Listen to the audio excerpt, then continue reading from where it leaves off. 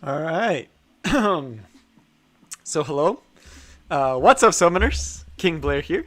So it's been some time since I talked to you guys last. I believe it was since last Thursday. My schedule has been quite hectic, as you guys know.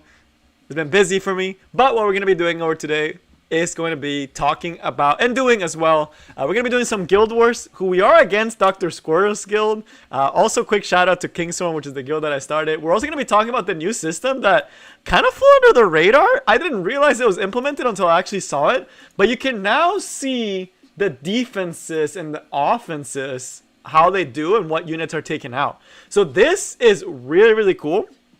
I think it's one of the best updates that they have done for Guild Wars in a very long time. So we'll talk about that as well as doing the Guild Wars. And we will also be going to Arena, or RTA, not Arena. We're not going to be doing Arena today. If I don't have to do Arena, I won't do Arena. But we're going to be going to RTA, which I've started to decay a lot. This is preseason though, so I let myself decay quite a bit from Champion. But essentially, yeah, we're gonna be taking a look at some RTA and the potential for 2 bans. So if you guys didn't know, that is probably the most likely scenario that they'll do. They implemented this in the waiting rooms, and a lot of people are very for this, and I'm starting to be very for it as well. And I'm very excited if they actually do end up implementing this in the future. But if you guys didn't know, you can actually potentially do 2 bans. It's in the system, it's in the rooms. You can actually set it up that way. So I wonder if they will implement it globally in the actual server. We already know that the main event for Epic 7, like that huge tournament that they're doing, is actually going to be using the 2-ban system, right? So you will actually be able to ban 2 units. So that will be really cool to see top level players actually trying that out. I think it'll be really, really cool to be able to see all that good stuff. But yeah, so that's all the stuff we're gonna be doing. So we got a lot of stuff planned for today. Hopefully it's interactive. So hopefully you guys have something to say. I know usually when there's not as many people, there's not as much talking. But I'm always worried that it's something on my end that I didn't put a setting properly. So hopefully, if that is the case, someone will have messaged me. But all right, let's start with some guild wars, right? Let's start going easy, and then we'll get to the juicy stuff as we go on and as we get more people to join us. But we are against Dr. Squirrel's guild. I do want to fight Dr. Squirrel's defense. I'm actually very curious on this defense. It looks easy, right? It looks easy. I think I already set up what I was gonna take for it. So for this top one, we are gonna be taking our brand new unit. So this is gonna be his debut. I did recently pull an RB. So I'm going to be taking RB, I am going to be taking Emil Hayes, and I was going to take a light tank, and I was planning to take someone like a Tywin. Although he may not be able to tank as much as a General Purgus. Because honestly, this defense is just kill the Tomoka, kill the RB, and win, right?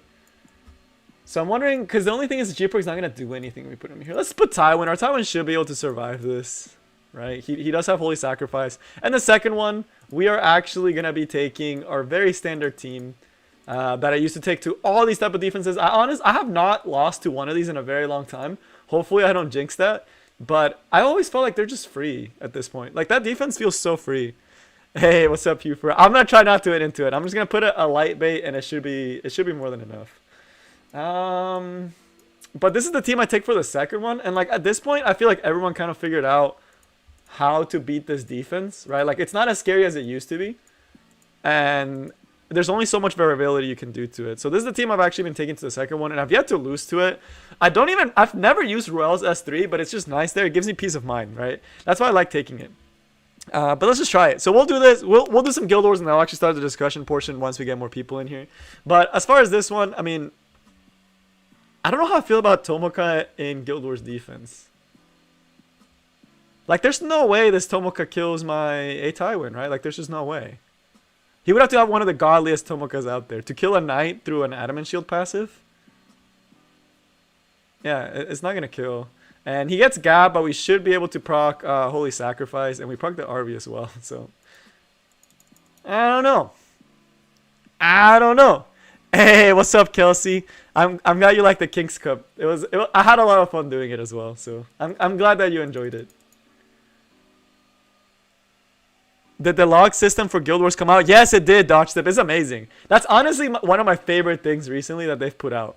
It's honestly one of the best things they've actually put out recently. And I've been loving it, dude. I've been loving all of it.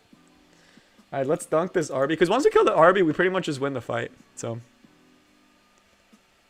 it's not a hard one. But yeah, dude, I'm so excited for the new Guild Wars system. I've been loving it. Let's get rid of this RB. But yeah, it's a small little debut, because if you guys didn't know, I recently did pull Arbiter Vildred. This is my first time actually using him in PvP content. What's up, Rogue Duelist?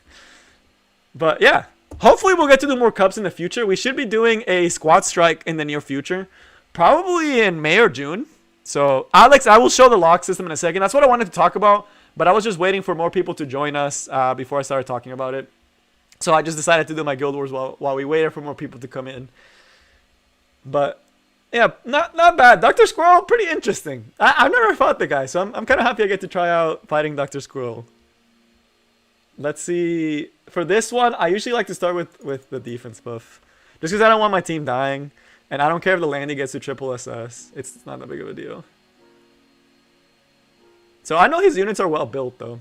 So this defense, I've yet to lose to it, and it's been a long time since I lost to this defense. And we shouldn't even have to use the...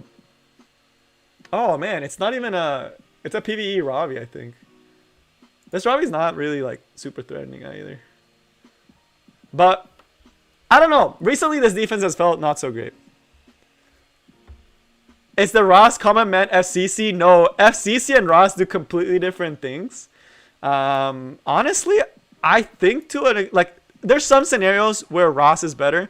There are some scenarios where FCC is better, but Ross just enables some really, really crazy combos, like some disgustingly good combos. Yeah, I know people bazaar this defense. This defense is very bazaarable, but he does have a tank landy, so like this landy's not really doing like the damage I normally expect these landies to be doing, which I'm completely fine with. So, because that'll give a Robbie time to ramp up and everything. I know this T-Seren's going to take off the stun, which kind of sucks. And I'm going to blow the S3 early here.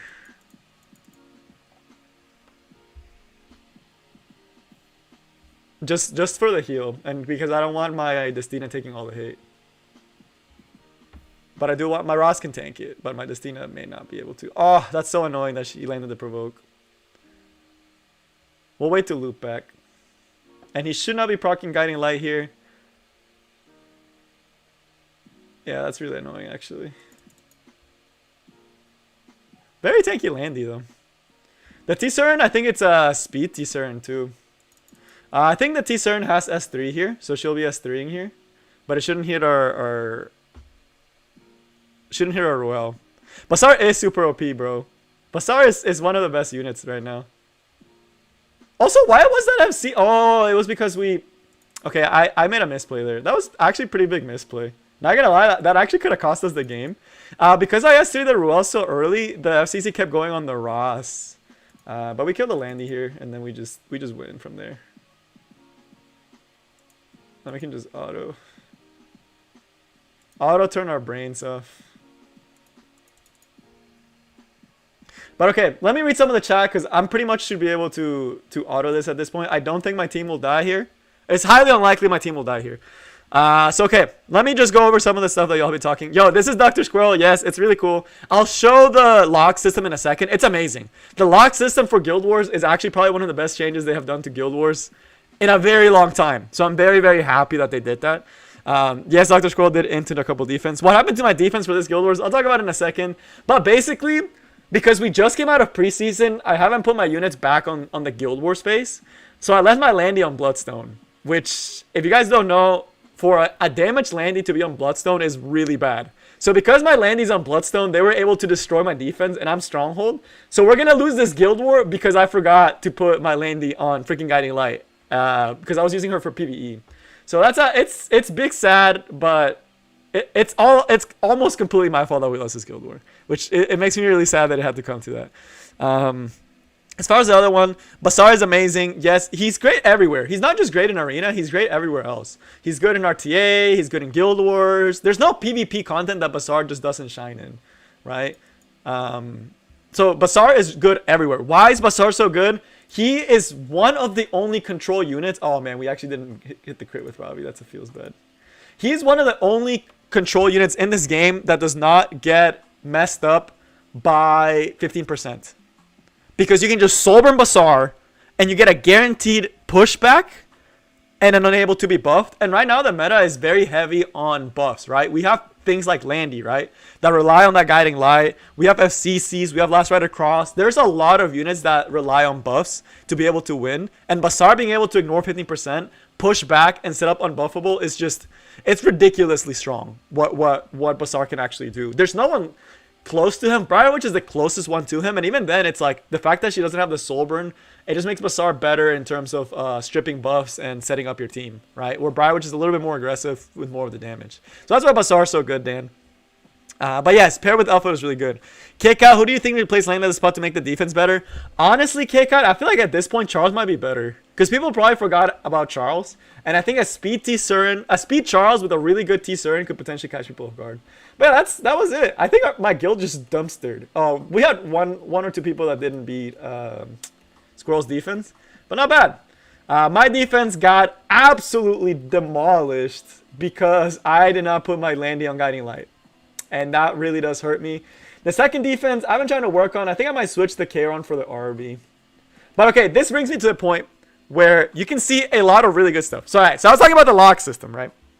The log system for Guild Wars is arguably the best thing that they've ever put in Guild Wars. I am so happy with this. I know it's not, they didn't improve rewards and they didn't do this, but this at least makes it a little bit more fun and a little bit more intense, right? So what's this new system, new log system? What you can do now is you can actually go in and see what people are using to beat your defense, as well as what units your defense was able to take out, right? So for example, against this defense, I can guarantee you that I probably would have won this one had my Landy being on Guiding Light. I would have had a really good chance to win this one, because if we actually hit the Charon and proc the Immortality, the T-Serum could have probably been able to kill him, right? So this one, I can already tell you, it wasn't the defense being bad. It was me not putting the right thing, and we didn't take anything out, right? But for this one, we can see that I was able to take out his H-Ball. What that tells me is that my Cerise was faster than his, right? That's what it tells me. Or because my Charon is fire, it didn't go on the Cerise. And the Cerise did the S3, set up these two. He probably was able to sleep the Charon, but for one turn, but was not able to take him out right away. Maybe because my Charon was faster, and I was able to get a good S3, and was able to cleanse some stuff, and I was able to take out the Sage Ball. This one was probably really close. If my Charon had gone on the LQC, I might have actually won it. That's what this one tells me, right? So it's not bad, right? And then we can keep going, and it's just really cool to actually see what people are using against you. And what it does, right? Like for this one, I was able to take out his RB. This is huge. If I was like a fortress and I was able to take out their RB this early on, that's amazing, right? Him being able to Dark Corvus me just tells me this defense is susceptible to Dark Corvus. I mean, there's not a lot I can do against this. If it's susceptible to Dark Corvus, it's susceptible to Dark Corvus. I mean, there's not that many defenses I can get around it. Maybe getting my Charon to be stronger would be a lot easier, right? So very, very spicy, right? So, but for this one, it's like, okay, at least it's doing something, right? My defense is not just getting destroyed. For this one, I can see that, hey, it did pretty good against Champ C, right? What maybe happened for this one is he underestimated Charon's damage. I was able to get the Cerise S3 early on. My team is on immunity. Was able to do a lot of damage, and the Champ C was the one that was low health. My Charon was able to go in and kill the Champ C. And then I'm pretty sure from there, with Cerise and Charon and A-Tywin, I was able to just consistently take this on and win, right? This, another reason of just my Landy not being on Guiding Light. This actually, I probably would have done a lot better if my Landy was on Guiding Light. She would have been able to take a lot more turns. He would have still killed the T-Cern pretty fast with the R-Team and Mercedes, but I would have had a better shot. Still probably would have done pretty good. So it's just really cool, right? That's all I gotta say. It's just really, really cool to be able to see this. I can also start seeing what my guild is doing, right? So as a guild leader, if I ever feel like my guild is inting, like for example, Key and Ours, they both lost to this defense that I didn't get to go against, but I thought it didn't look threatening at all, right? It looks really easy. So what were they doing? I can actually go in here, click on here, see what they used, and be like, okay, that was not a good idea on their part. And I could see, and I could probably go up on them and be like, dude, this is way too aggressive for a team that if you don't kill Landy, you lose. And he has ways to deal with debuffs, right? And he has enough sustain with FCC. So this is something that I could go back and like actually see what people are doing wrong. And if I was someone that was like a try-hard guild leader, I could be like, hey, why are you using this offense? Why are you losing, right? I'm not that type of person. I'm not going to enforce that. I tell all the people in the guild, it's a casual guild. We do what we can, right? We're just chilling. There's no pressure. There's no reports. The only thing I care about is you actually use your attacks. But if for people that actually care about optimizing, I could actually go in here and be like, okay, what did this guy use? He used Craw, SSB, and Deanny. But the only problem he didn't realize is that this team does a lot of damage and can go onto the C side and potentially kill the C side. So that was like a mistake on their part, right? So that part's cool. And then another part, Skylar, as you mentioned as well, if you see a defense that was successful, right? So for example, Tygo was successful. He took Robbie, right? So I'm like, okay, I have this team. I could probably take this exact same team, right? And then it's easy peasy lemon squeezy. That's a disgusting team, by the way. I can't replicate that. But again, same thing with this one. This one he got really close. He almost lost. I think he luck cycled the Rylet. But a win's a win. So, and then for this one, I could see, okay, Robbie. So it looks like Robbie really good for these defenses. It lets you a chance to ramp up, and it lets you kill the rest of the team. They don't have sustain. You'll eventually be able to win, right? So this is really cool. This is really, really, really, really, really, really amazing, right? I think this is probably one of the coolest things that Smage has done in a while. Because if you guys didn't know, I've always felt that Guild Wars is the one content that Smalgay has that's potential to like pop off, right? Because Guild Wars is the only thing that actually, that it's the only thing you do with other people. Because there's no other content in Epic 7 that is, there's no other content in this game that's like team related. So the fact that now they're adding more stuff, more discussion, right? You can have a lot more discussion with your guild about defenses, right? Like, for example, I could look at Hufer's defense, right? And I know you're in the chat. And I could be like, okay, what are they using to beat you? Oh, yeah, LQC. Yeah, this is like this defense is already getting processed, right? And like, if we look at all our towers, we can see that everyone's kind of destroying this defense. So we can probably sit down and be like, hey, everyone's destroying this defense. Let's change it, right? This defense isn't working out. For this one, it's like, for example, if I was to talk to Hufer, I could be like, hey, it looks like this defense may not be working out. There's a lot of people that have a lot of ways to deal with it. Let's try something different. But if you see a defense that is doing like really good, like let's look at Tygo's, right? Because I think Tygo did amazing. Or like for Guild Wars, it's really good. Like taking green shields is always really good. So for example, if we look at Tygo's defense, he took out this whole team. It's probably like, hey, that Meru was probably tanky as heck. And they probably didn't expect that. This one, it just looks like they just have a process, right? So like they only had one, he had one successful with this defense. And it was probably because he has a really good T-Cern. And then for the second one, I mean, yeah, cleaving it is probably the best way to get rid of this defense. So maybe we can like theorize, hey, our team of Mercedes popped off that other time. Ravi may be the one that's not popping off for you right here. Maybe put something here that can stop a cleave team, right? And then you can experiment, you can get better. And that way you can get a lot better teams and get better at Guild Wars, drive discussion, have more talks with guildmates, and just overall have more fun with the game. That TLDR of all of this is have more fun with the game, right? Because with all this, it's really amazing. And hey, what's up, Mimika? But yeah, that I'm really, really, really happy with this change. I think it's one of the best changes they have done. And I'm really looking forward to more changes like this to Guild Wars, right? So it's great. Really, really good change. And honestly, kind of like more like the Guild Wars discussion thing, I think this defense is a defense that is a dying breed, right? People are not losing to this defense anymore. It's been out for so long for this that everyone knows all the counters to it. And there's like free-to-play counters. There's non-free-to-play counters. Like there's several teams that actually beat this defense. And there's not a lot of room for RNG. Like when you think about it, this defense does not have a lot of RNG in it. Right? So that's one of the things that makes Guild Wars defenses really good is whenever you introduce RNG to the situation or do things that are very aggressive. That's why the F10A Cerise Arby for the longest time was one of the best defenses because it's so RNG heavy. If that F10A hits your whole team, you lose. Right? Even if you have a 250 effect resist unit, they could have a 300 effectiveness F10A that you didn't know about and then you lose. Right? So that's why that RBF10A series team was so prevalent, was because it was so RNG.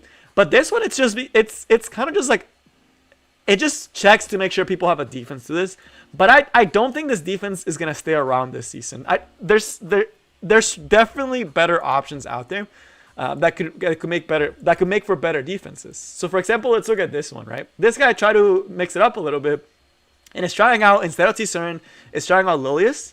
So this one is probably to stop Basars, because typically people do stop Basar, and it adds RNG against Basar. It makes it so you can S3 and cleanse, but at the end of the day, you can still technically Basar this, because you can just push the Landy back and then one-shot it with a speed DPS. So there's that. And then for this one, you can see my guild did really bad against it because they don't have a Doors. What this tells me essentially is that there's no Doors. Rye is a 2-ban system confirmed in next RTA season. It is not confirmed, sadly. That part makes me really sad. We'll talk about that later on. But it is going to be what's used in the Epic 7 World Cup. So if y'all don't know, I think it's next week actually, that the World Cup for E7, like the top RTA players of all around the nation are getting together and are playing off in brackets. And they're doing a massive tournament for it. I believe that's next week, and they are implementing the 2-ban system. So I really think they're going to do the 2-ban system. We'll talk about the implications for that. But let's finish off the Guild Wars. Just to try to see, maybe Dr. Squirrel's guild is asleep, and they're not active. And maybe we can sneak a win. Like, maybe they won't be able to take this out. If they take this out, we just straight up lose. So that's why I said my defense really messed up. But yeah, I really do think a 2-ban system is going to be really cool. That 2 pre-ban, right? Let me preface that because some people are like, 2 bans? What do you mean by that? 2 pre-ban. So let's just pick a defense and let's fight it. This guy seems... See, again, it's like this exact same defense. It's a time waster, but it's not like Arena, right? You have like all day to do this. So I can use this exact same team that I've used several times and had really good success with. This one's a little bit scarier. But I could honestly just go very aggressive and win. I'm just worried about the Charles popping off. I could do something like this. I know it's aggressive. I know this is really aggressive. Oh, I don't have my top model Luluka build currently. If I had my top model Luluka build properly, I would put my top model Luluka here. But I don't have her build right now. So we're going to have to try something a little different. I wonder if RV works here. Probably does. Let's just put RV. When in doubt, put RV. By the way, again, this is a very new addition to my team. I am very happy to have him. But I already feel myself getting dependent on him, which is bad. So let's do it. But yeah, it's not in the draft phase. It's a pre-ban. It would change a lot. Is there a reason why they did 2 bans for the tournament? Okay, so I was going to get to that, but for after we finish the Guild Wars.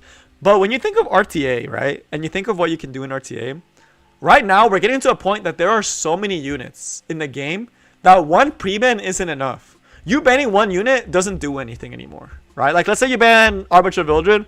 Okay, now you just get Golden Knighted, right? It's just Golden Boy draft. Let's say you take out the gold. Let's say you take Last Rider Crawl or General Purgus, right? Then they can just cleave you with Arbiter Vildred, right? So it's getting to a point where 1 ban isn't enough to do anything to higher up. Like a singular ban is not going to do anything.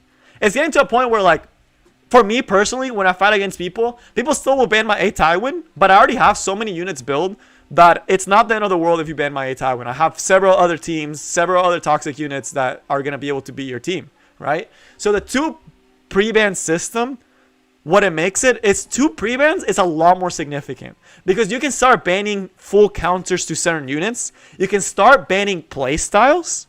You can start doing a lot more with 2 bans, right? For example, if you hated control, right, you could ban Basar and you could ban A Tywin, right? That's huge. Let's say you're an Arbiter Vildred abuser. You could ban Top Model Luluka and you could ban Emo Haste and first pick Arbiter Vildred if they didn't ban him, of course. Or let's say you're a Golden Boys draft player. You know Basar messes up your team pretty hard. You know Stane also messes you up pretty hard. You could ban Stane and Basar now. You could ban really hard. It adds a whole other layer of team composition that I think they're trying out with people that have really big champion pools, that it doesn't affect them as much. For early game, all that it does for early game, like for lower brackets, like from bronze to like challenger, if they implement the 2 ban, there's 2 things that will cause. Thing 1 is it's gonna limit the it's gonna increase the barrier to entry. So for a player to get into RTA, they will have to have more units built than they did before. You can argue that that's good or bad depending on how you see it. But that if they actually implement the 2 bans, it would actually increase the barrier to entry because it's gonna take longer time, right? It's gonna take you a lot longer time to set up your teams and defenses, right?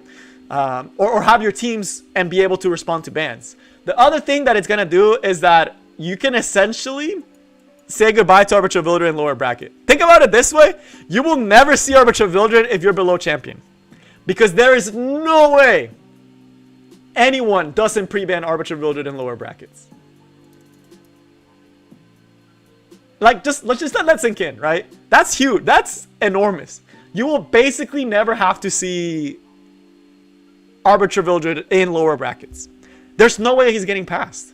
There's no way anyone will ever see him, right? Like, there's no way at the lower bracket someone's gonna let Arbiter Vildred through, right? So that will be pretty big. And the same thing with Last Rider Crawl.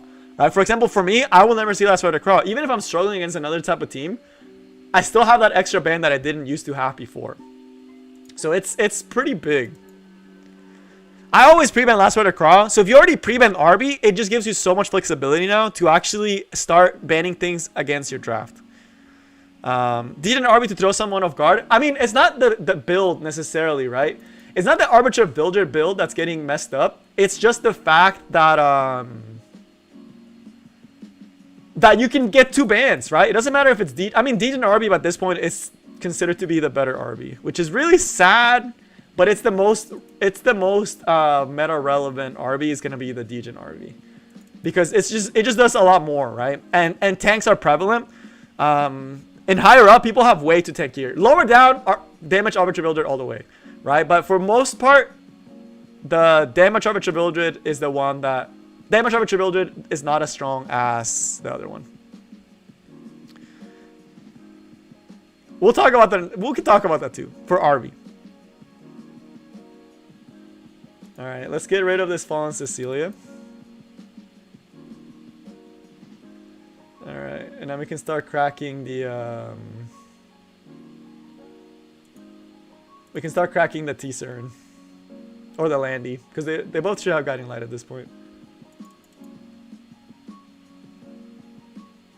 This Landy doesn't do as much damage, so that's why sorry. I had to see this because it's getting kind of dicey. But we should be fine after we do this S2. This should kill, and then we just win off of that. Okay.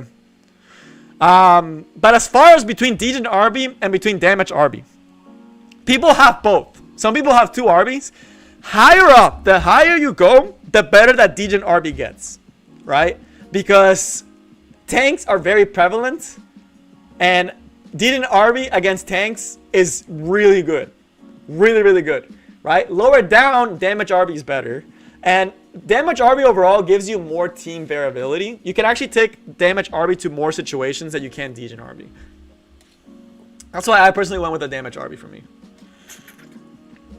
But business account E7 unit pool is right now the unit pool is actually getting pretty big. That's the thing. It's getting to a point where 2 prevents might actually make a lot of units come out of the woodwork.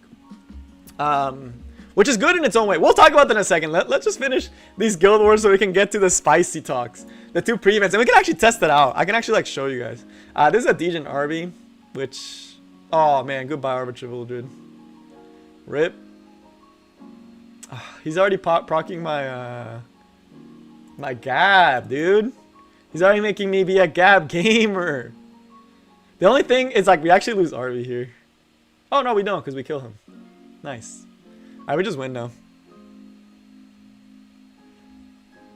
But Skylar, it just depends on it's hard to ignore an Arbiter Vildred. That's the thing. In a big tank team, it's tough. I'm making you rethink your defense. I mean, it's just food for thought, right? There's a lot of Guild Wars defenses. We'll have a small talk about Guild Wars and then we'll go to RTA. Because right now there's not really any meta defenses. Like all the defenses right now are kind of weak. Like you can easily beat most of them.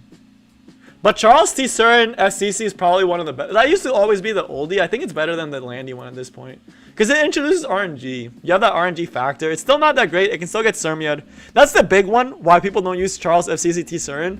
is because if you do that, you'll just get Surmyed. And it sucks to get Surmyed. I'll show my RB in a second. Let me show him right now, actually.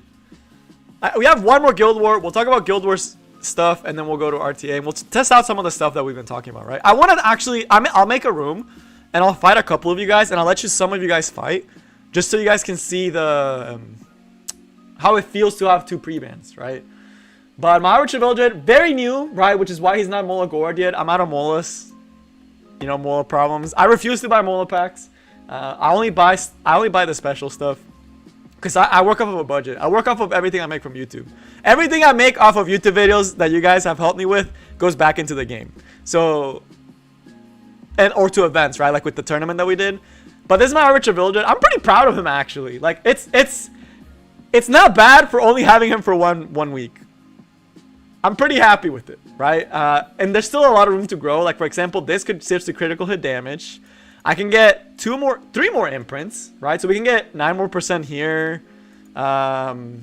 Right here with the helmet, I already have a better one that I can already give him. That I just have to wait for the... Yeah, I know it's 50-50 crit. But I already have a better helmet that I can give him. This helmet, once I reforge it and when I can change this to critical hit rate, it'll be a lot better. There's also the chest right now. It's like pretty mediocre. This is probably where I'll try to get the crit rate because it low rolled, right? If this had rolled properly, we would have 100% crit rate. So getting a better chest, just a red chest that has a little bit more crit rate, would hit us at 100, maybe a little bit more speed as well. So we have room for improvement there. This is literally a level 61. Hard to change, but like we can have way better stats on this. As long as I make the crit rate requirements, it could be pretty spicy. The boots are pretty good, but again, they could be replaced. This could be flat attack, right? It's not perfect. And the ring, this one is pretty hard to replace, except just getting better rolls. That's literally all that there is to it. Minimum speed, honestly, that just depends on what you do. So that's my current one. I haven't gotten to use him, right? As much as I would like to. Because I just got him last week. And it's preseason in RTA. He usually gets banned. So. But speed, I would say 230, 240. Ideally. Alright, this is whale talk, right? Y'all want to hear some whale talk? If you want a real Arbiter Vildred, 260 minimum. Real talk. Real talk. If you want him to be an all-rounder damage Arbiter Vildred, you want 260. If you have him on immunity, 230 is more than enough, right? But if you have him on crit rate, 260. Why do I say that? Is because if you have an Arbiter Vildred at 260 speed, you can outspeed top model Lulukas, and if you outspeed top model Lulukas, that's just disgusting, right? You just win. So that's why I say that. I know that's some whale talk, and it's unrealistic, but there are people out there with 270 speed Arbiter Vildreds on super high damage that can outspeed top model Lulukas, and it's just filthy, right? As long as you can outspeed Tomoka, then it's a god one, bro. Right? Yes, you guys have better Arbiter Vildreds than me. Again, you have to remember, I just got Arbiter Vildred. I don't have like the proper gear for him.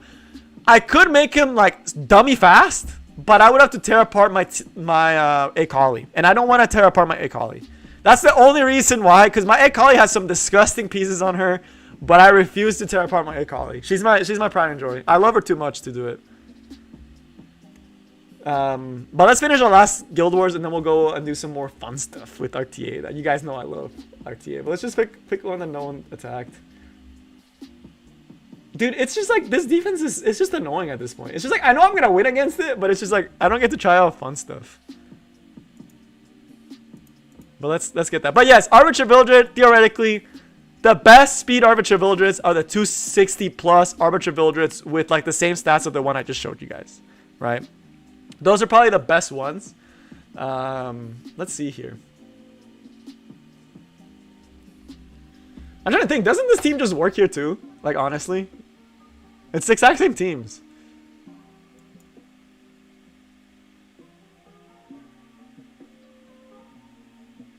What I think of the new render, I think it's really cool. So we'll talk. We can talk about that too. 034567881. I don't know. That's a very long number. I am curious on what it stands for. Look, we even outsped him. Nice.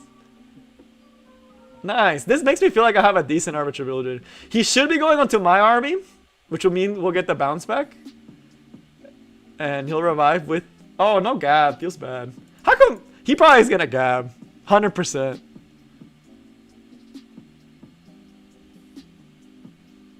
Yeah, dude. Stealth is so good at stopping damage. It's ridiculous how good stealth is. But yeah, it's weird that Arby has faster base speed than Top Model Luluka. And it just makes it so, like... That's why I say that Top Model Luluka and Emo Haze aren't true Arbiter Vildred counters.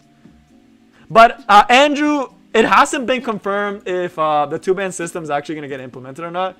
But I really hope it does. And I know some people are against it. We can have a chat about it. And we can discuss why I think it should. And then why you think it shouldn't. But there we go. It's so good, dude. Max Gap? Yeah, Max Gap is ridiculous. Xiltrox. But as far as the new artifact for Rangers... It's really good in the fact that it's base stats. And I think it's really good for any ranger that's PvE. I don't think it's PvP viable, though. The new ranger artifact doesn't strike me as a PvP viable artifact. Why do I say that? Is because it's competing with things like Guiding Light. It's competing with things like Symbol of Unity. It's competing with things like... the one for the setup that gives you extra souls. There's a lot of stuff that it has to compete with. I don't know if it's PvP variable or viable. It has to compete even with Wall of Order, right? That it can just give you a gab. It's really good though. It's amazing for PvE, right? That's like probably one of the best things it's good for. It's for PvE. It's pretty solid. It's not bad. So I like it. It's good. It does its job quite well. And that's honestly all you need for it. Alright. But let me see some other stuff that y'all are saying. Double pre-ban or Dead Season? Yeah, Kenji. I really do hope they do double pre-ban. I think it will shake things up. And okay. Oh man. Y'all are hyping me up too much. You guys know I like RTA way more than Guild Wars. You guys know I'm an RTA main. So, RTA always gets me heated and excited. But let me see some of the stuff y'all have been saying. Some of the other stuff. I really do think the double prevent would be really, really good. What's the offensive stats for the 260 RB? 4k attack, 280 crit damage is like, that's the baseline for Arbiter Vildred. Even the 260 speed ones. I think there's someone in the Discord, Kumo, who won the tournament, has an insane RB. His is like 269 speed, 4.3k attack, and like 290 crit damage. It's ridiculously good. Quick question. What artifact on 8 Tywin? Adamant or Holy Sac? If it's a damage one, Gabriel, Holy Sacrifice. If it's a defensive or if it's a control one, Adamant Shield. Holy Sac is disgusting on 8 Tywin for damage variant. People waste so many resources trying to kill him. It's actually kind of funny. How much they actually try to waste to kill him. But okay. Let me see some of the other stuff. Akali and Sid were nerfed due to Guiding Light. Wonder if they will be off so they could hit stealth units. Sid, yes. Akali, not as much. Still hurts a little bit. But the thing about Akali, she was never there for the... She was never quite there for the... I don't know if I should pop the S3 here or wait. I think I'm just going to pop it here. She was never quite there for the... For speed contesting, right? Yes, it sucks she can't kill Landy. That one really does suck. But she's still really good at what she does, which is killing tanks and killing certain priority target units. But Acid definitely did get hit the hardest. Like Acid got really badly hit compared to the other ones. Why Acid more than Akali? Because Acid, his actual role is speed contesting, right? He was actually there to speed contest. He can't speed contest anymore. Right, so the fact that he can't speed contest anymore really does hurt him a lot. Wow, we actually weren't able to kill there. That's crazy, dude. So, Acid could use a little bit of love because of speed contesting. No one really speed contests anymore. That's the thing. Like, when you try to counter cleave, no one uses speed contest anymore. They rather opt for Polides, General Purgus, tanking up. Speed contesting is like, why speed contest, right? They're probably going to put an imprint anyway, or they're going to be on Guiding Light anyway, so what's the point of speed contesting? God damn, dude. This guy is actually cycling me pretty hard. He has a really good T-Surin. His T-Surin's actually just demolishing me.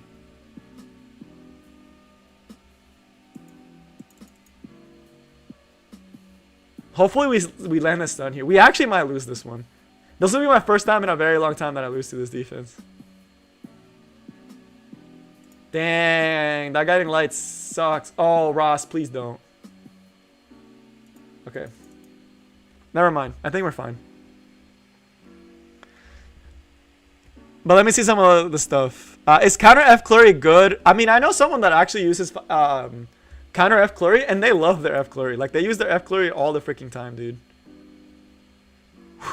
This T-Serns actually just demolishing me. Speed T-Serns, I think, are really scary for this one. Because no one really goes for them, right? I think we lose Royale, but... oh, man. My Royale still has some time before. Okay, he doesn't get enough. That's good. But yeah, this speed T-Cern is just demolished. I think actually it's Lifesteal. Yeah, but it's a really good T-Cern. We lose a lot here, but it's the last fight, so it's okay. Really good Landy as well. She's quite tanky and is doing really significant damage. Actually, never mind. Roll is broken. But yeah, I hate how long these take, for sure, in cross. That's why Basar is probably the most popular for this. Because you can just Basar this, kill the Landy, and then just chill for the rest. But okay, we're chilling now. Because freaking Ruella Light is broken still for Guild Wars. We just get an easy dub here. Yep. Really good Tempest-Surin though. I'll give him that for sure. A lot of damage. I was shocked about the damage. But let me see some of the stuff y'all are talking about. Counter Flurry, I know people that use her. I know that people like her. I think she's viable in the right teams, and she can definitely do some good. So Sotrox counter is definitely not a bad one. If you're a gambling man, Cerise, G-Perks Best is fun against the FCC landing teams. I could actually run that team, but I'm not crazy enough to do it. I don't have the... I don't like gambling in Guild Wars. I like the other stuff. But yeah. Hey, Sid should get some stuff. I definitely do think that he needs some help. So we're talking about Judith and transfer her gear to Cerise. I've been using Judith since I started playing. She's at 290 speed right now. That would make your Cerise, what, 280? 284? 285? I mean, it's a pretty good Cerise. But are you using Judith a lot in RTA? I know Judith can still be really good for Arena, but it's a little bit worse with Polides around. So if you're cleaving Cerise... I'm curious on your team now. I mean, it's up to you. If you're still using Judith a lot and you like her, I don't see the reason why you would take her off. Unless you really wanted Cerise. But Basar, Briarwitch, Etawin, Robbie, yeah. I mean, there's a lot of teams I could do. The next patch, as like in buff patch, it's not going to be for a very long time. Oh, wait. TC? Wait, give me a quick second. There's someone from the guild. Let me do a couple discussion and we'll go to RTA in a second. Oh my god. Dude, how are you still getting 2 and 4? 2 and 4. How? What are you using? Why? Why would you take... Oh wait, you're using this side. I thought you were using this side. How did you lose this one?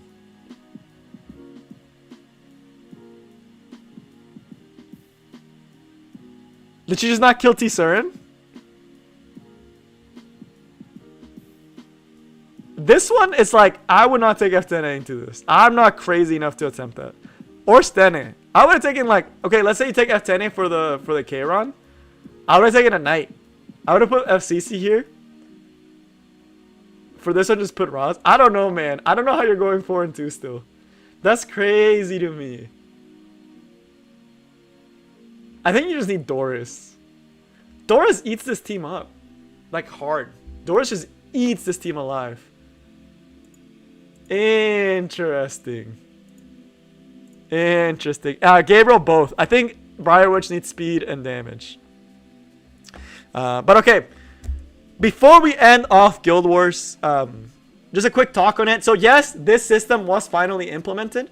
It's a really cool system. I am a huge fan of this system. It lets you play around a lot. It supplements Guild Wars very, very well. And it increases the playability of you playing with your friends, right? That part really, really cool. Really, really excited. Guild Wars still needs a better reward system. Like, this is really cool, and it was really hype getting this frame for the guild. I was a roller coaster of emotions, but I think the rewards are still a little weak. right? Like the rewards are still a little weak on the Guild Wars side. They could definitely do more to make Guild Wars more enticing and make them better, right? So more people want to do Guild Wars because I think it's the best content that they have. And we haven't gotten anything for guilds in a long time, right? I think they need to do another game mode for Guild Wars. Like for this world boss, they should include, like, you know how they have this section here? They need to do like a reoccurring boss here that you actually have to coordinate with your guild, right? Kind of like expeditions, but like a seasonal boss that you have to kill like every week. You have to kill them, and like maybe you like get to use some of you actually get to play the game instead of just throwing in random stuff. That'd be really cool. I think doing something here with Guild Wars where you can maybe take certain units would be really, really cool. They need more co-op content. I agree. They need more co-op content for Epic 7 and for Guild Wars. It clearly looks like they're taking a look at Guild Wars, since they definitely are implementing more systems. So I hope they continue to do that in the future, right? I still can. We could have actually. This Guild Wars is so winnable, but we would have to have taken down this fortress, and we didn't. And mine would have had to survive a little bit longer. Not manual. Like the thing about it, it's like not a manual boss, but think like maybe once every 3 days, once every 2 days. Kind of like maybe on the off days of Guild Wars, you just go in and like you can do something. I don't know, man. I don't know. There's a lot of stuff you can do for co-op that I think would be really, really cool. But yeah, the rewards for Guild Wars finish aren't really crazy. So, and as far as meta, right now, we haven't fought one of the quote-unquote meta defenses out right now. I was talking to one of the #1 players, or someone from Abandoned, right? And they were telling me that the arena defense unit to watch out for, right? That I don't think anyone has here, but the arena defense unit to watch out for, can y'all guess who it is? I was very surprised when they told me this. But the one that they say it's probably that has the most potential to be the next meta defense unit that a lot of top guilds are probably going to start incorporating that already have. Not Cross It. I'll give you guys a hint. It's an Earth hero. It's an Earth unit. Can y'all guess? I was very surprised when they told me this. And I was like, bro, really? It's an Earth hero. Y'all are going to be surprised, but it'll make a lot of sense when you start thinking about it. It's Earth. It's Earth. It's a 5-star. Kenji got it. Kenji got it. It's Muay. It's actually Muay. That's the one that people told me watch out for. It's actually Muay. It's 5 stars, not a 4-star. It's Muay. Yeah, it's Muay. Yeah, it's Muay. That's what Abandon told me, and what another person from like a top 30 guild told me. They're like, I hate these teams. This is the next one to watch out for. It's actually Muay. It's ridiculous what this unit can do. Why? Right. Before we do it, let's actually talk about what she does. And why she's kind of like being the one that a lot of people are looking at, right? So her S3 is essentially an AoE dispel, right? So you dispel the buffs and you get yourself attack buff. That's pretty nice, right? This is pretty good, right? Because you get attack buff, you get to strip the opponent. That's really good, right? And it doesn't seem like a lot, but then you realize that her EE lets her get, with a 35% chance, an extra turn. So at worst, you're able to strip and set up attack buff for an Arbiter Vildred to potentially kill the opponent. At best, you do this S3, you proc the extra turn artifact, and you proc the S2, which stuns the enemy team. You pretty much win at that point, right? And you can build her very fast. She has really good base speed, right? 115, that's solid. Faster than Athletica, faster than Bazaar, right? So that outspeeds a lot of those threats. You're able to outspeed, has decent effectiveness. You're able to S3, hit, get the extra turn, S2. The thing about it, it's why it's so good. It brings you a lot of different things to bring, right? But the thing about it, it's not just this, right? You have to realize that it's the attack buff as well. It sets up into an Arbiter Vildred S3. Adding the RNG is what makes her scary, right? But you have to realize that's just her. It's just her doing the S3 into S2. You're forgetting that there's still Arbiter Vildred. They could still put Cerise. They could put Rylet. They could put a lot of different stuff, right? There's a lot of other stuff they could actually put. I don't know what the actual full team is. I might need to ask them. But it's like Muay, RB, and then someone else, right? Kind of need RB for it because RB usually counters RB on the other side. So if you have a really good Arbiter Vildred and you have a really good Muay, you get a guaranteed S3 with attack buff on the RB. And it could be pretty crushing for the opponent. Yeah, there's also the F10 LQC ones. They're pretty annoying, right? Like LQC, that stops people from making FCC against you, right? And then the LQC can come in and dunk. So it's just something I'd point out there. I don't think it'll be meta. I don't know if it'll be meta, right? Not as many people have her. She's up there, right? She's faster than Basar, at same speed as Athletica, can outspeed most things in the world or in the game, and you can build a pretty high effectiveness. As fast as possible, of course. As fast and as high effectiveness as possible. She's a setup unit. But it's just out there. It's something that people are looking around. It's something that adds a lot of RNG. Because you have to realize in high level Guild Wars, any RNG you can add is ridiculous. Right? Anything you can add is ridiculous in the meta. Right? Because if you can just add RNG to your defense becomes a lot better. That's why Charles was so good in a long time. Like you say like 35% is low, right? But then you realize that's what Charles did with Elris Sword. Elris is like what, 20%, 25%? And Counter Set is like less than 30%. It's like both 25%. So it comes out to like 35% total. And Charles was one of the best Guild Wars defense unit, right? Because he procs all the time, right? So by that same, like, it's kind of the same logic that defense just have better ratios. I mean, I don't know how good it will be, but just know that it's out there.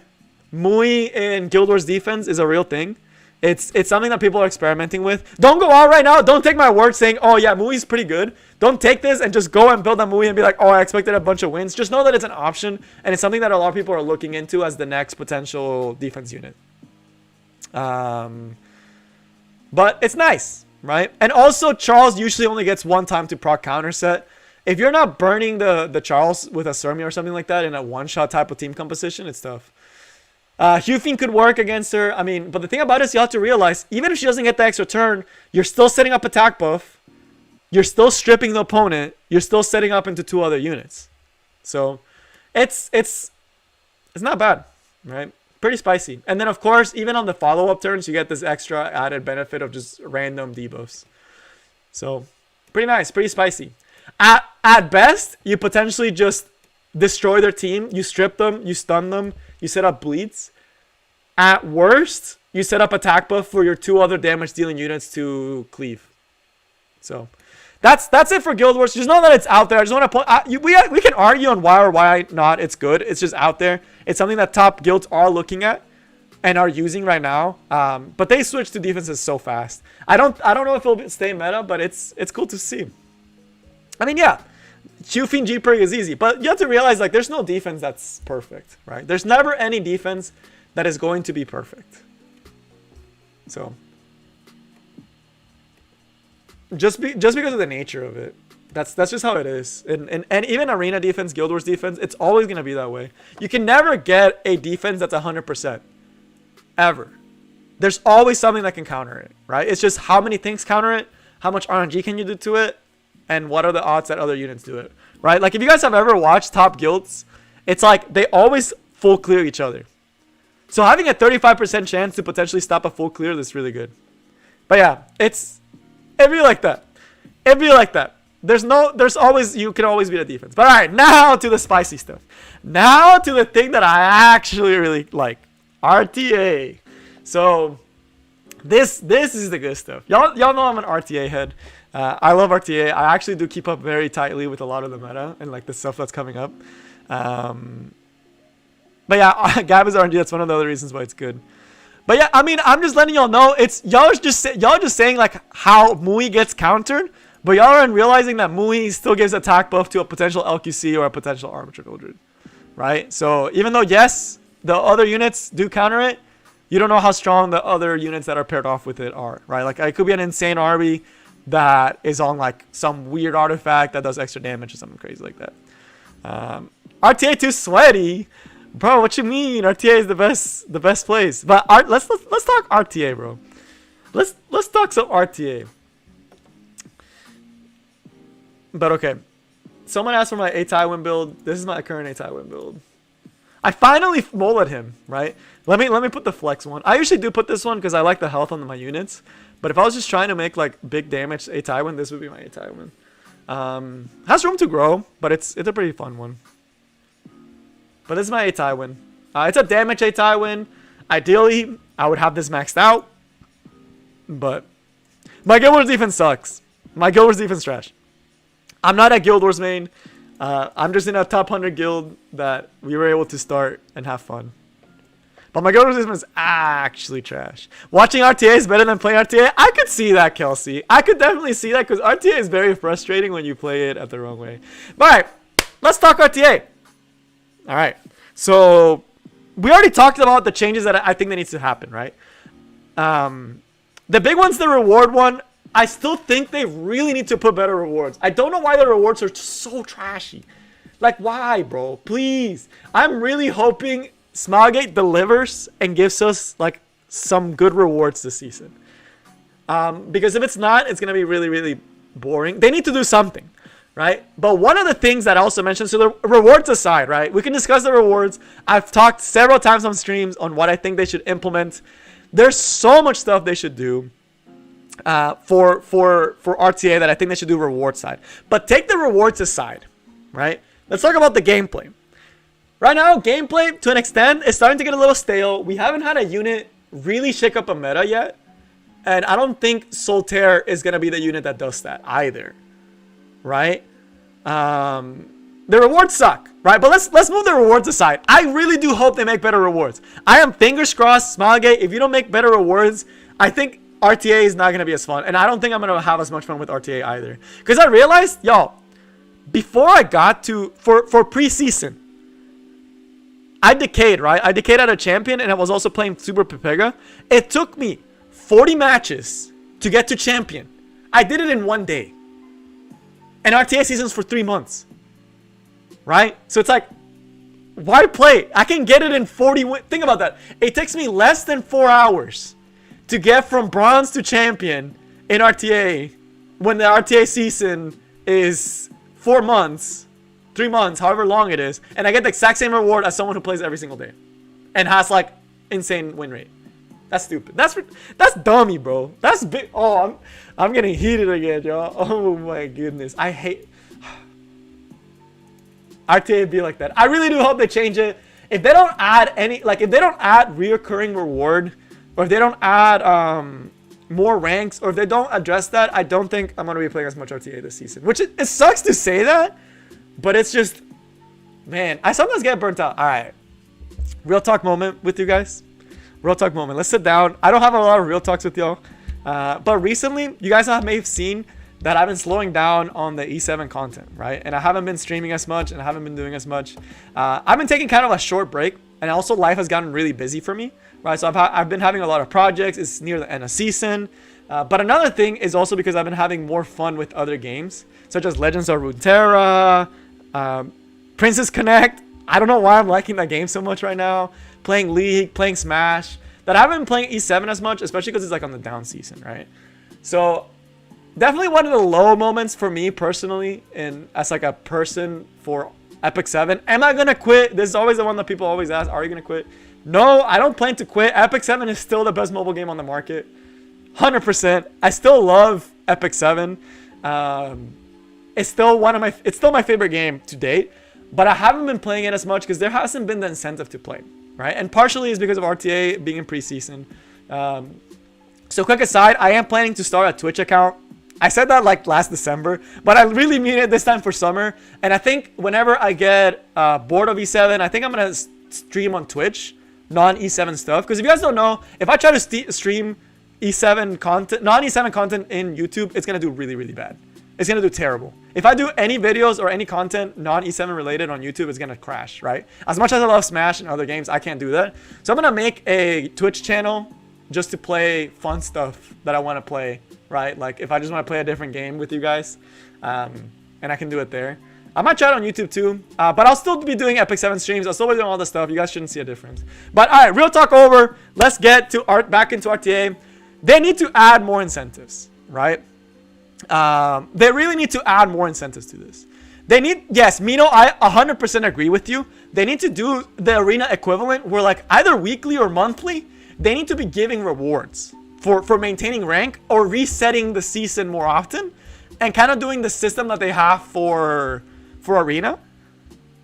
But I think there's so much they can do. I think they need to, I don't know how, like you could just gift energy, you could gift charms, you could gift catalyst, you could gift stuff to buy stuff, add more tiers. There's a lot of stuff they can do on the reward side. And I really hope they do, because I really do think, and the reason I say this is because I came from Summoner's War. If they don't add rewards to RTA that are meaningful and make people want to play, I know the argument that people say you shouldn't be forced to do RTA, and I agree with that. You shouldn't be forced to do RTA, but you should be heavily incentivized to do it, right? I think they need to do it something that people work towards, because Epic 7 doesn't really have an end game besides RTA. This is like the real end game. Like in Guild Wars, okay, you made it to top 100 Guild Wars. That's like peak Guild Wars. You made it to Champion Arena. That's peak Arena, right? So it's just, they really need to incentivize players, and I get it. People don't like RTA. That's cool. And I know that it's I think charms, it's something that's not ridiculous. And here's my thing. All right, quick aside, the people that say I don't want to be forced to do RTA. Question, why do you care if they give like charms? If you don't like to do RTA, but you don't want to get charms or like fun stuff or like things that can progress your account, does it really matter? Because it's like, to me, it's like, if you don't want to do RTA, then what are you doing? Arena? Guild Wars? It's just weird to me, right? If you're probably just doing PvE and having fun, right?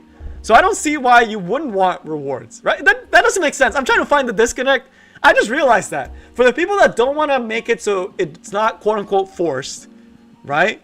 Because they don't, like, for example, charms. That's something that people say, oh, I don't want charms because I don't want to feel like I need to do RTA. But if you're doing charms, the people that don't do RTA are already not trying to be competitive in other aspects of the game. The Discord link is... Oh, the Discord link is expired. Yeah. You're right. The Discord link is expired. Let me change it. Thank you for letting me know that Discord link is expired. But yeah, I don't know. I just know they need to add a shop. I don't know how they're going to do it. I don't know how they're going to implement it. But they need to do it. Right? Something. Skins would be really cool. Pets would be awesome. Lobby skins would be amazing. Lobby skins would probably be the best one. That would probably be the coolest one. Right? That would be my favorite one, is if they included like lobby skins, dude. The lobby is ugly, bro. Look at this lobby. This is lobby's ugly. Can you imagine if they let you like modify the lobby? Like you could change the table, change like the background, change like the chairs, change this table, change the food. That would be so dope. The energy would be cool too. Yeah, white base. I think just adding the energy at daily would be more than enough to incentivize people. That'd be really, really cool. Also, I did lose to Sapafina again, bro. I want to find Sapafina. If anyone knows that IGN Sapafina, hook me up. I want to just get in a room with him and just fight him one-on-one, like all the time. But custom lobby would be cool. I don't know, man. I don't know. There's so much stuff you could do.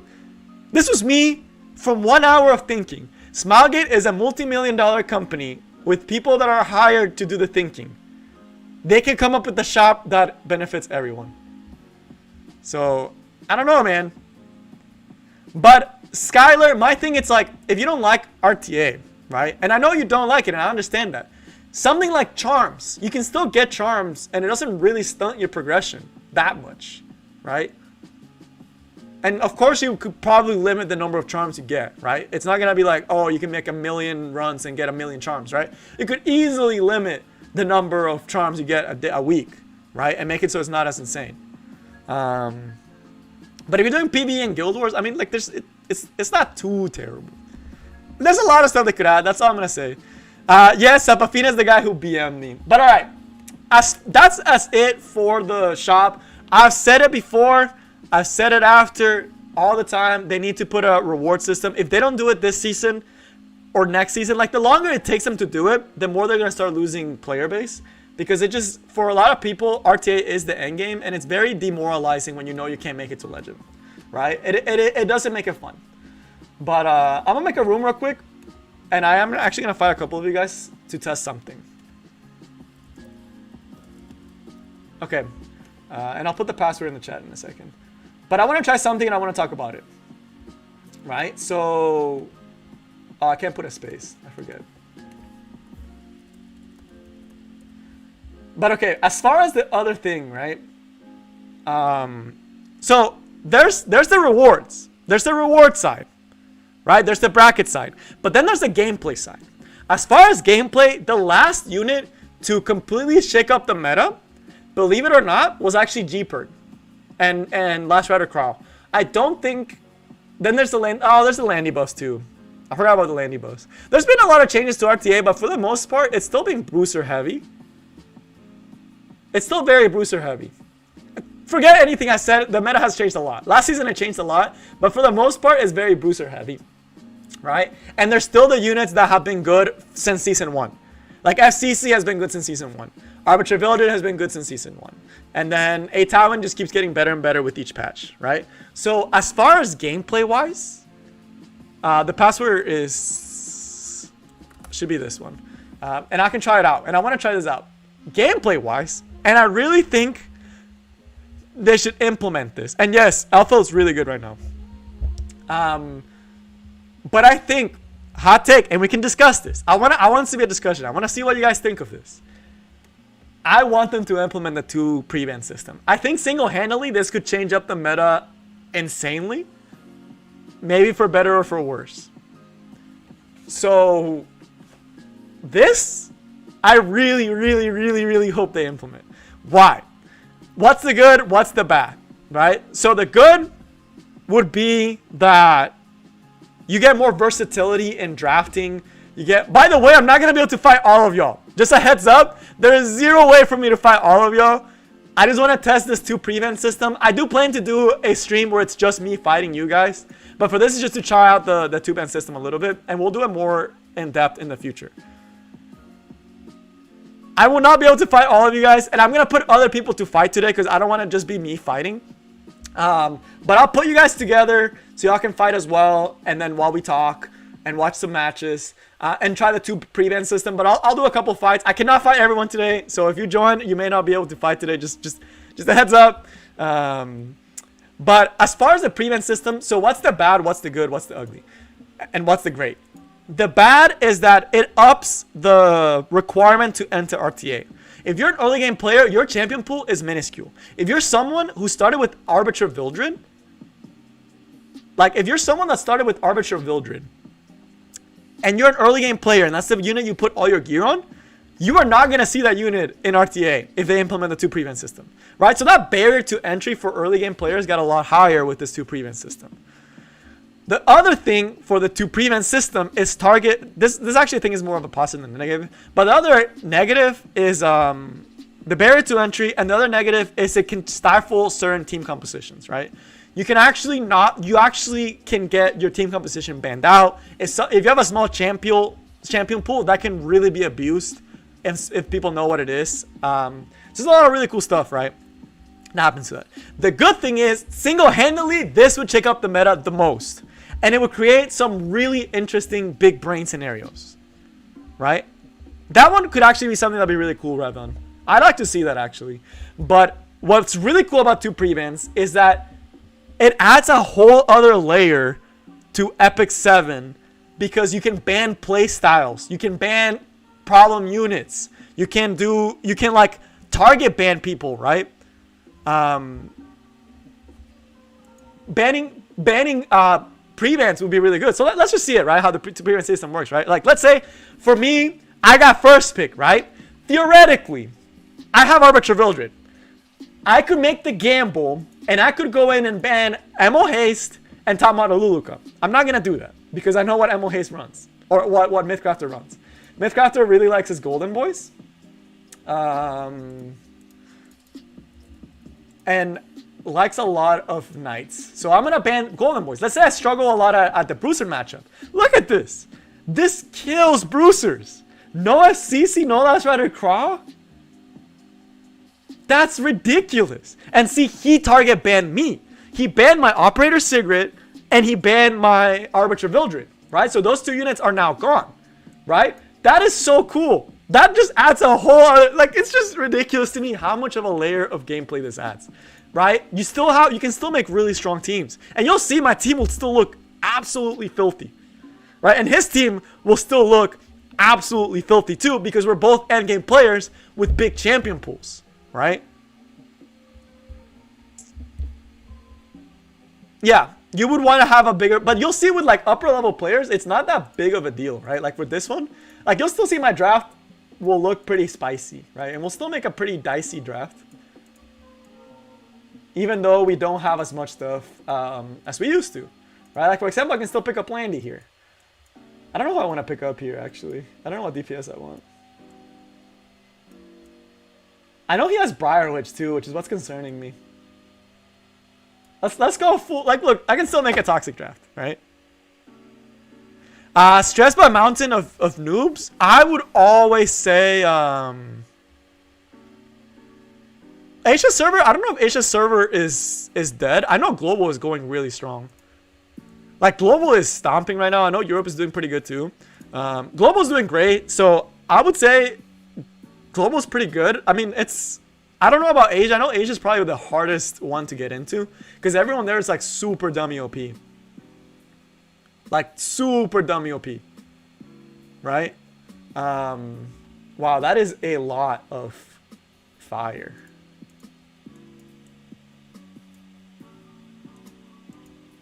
You can put Seaside here to punish all the fire picks. And then let's see, he has a decent amount of DPS. He doesn't have a strip though. He can actually do Kayron. So see, we can actually do a pretty decent team. But let me keep going. Japan might be dead, but I think Korea is really big. I don't know about Asia, but I think it's a good time. It's always a good time. I mean, Epic 7 is about to go on a collab. They have the potential with this collab to go really, really big, right?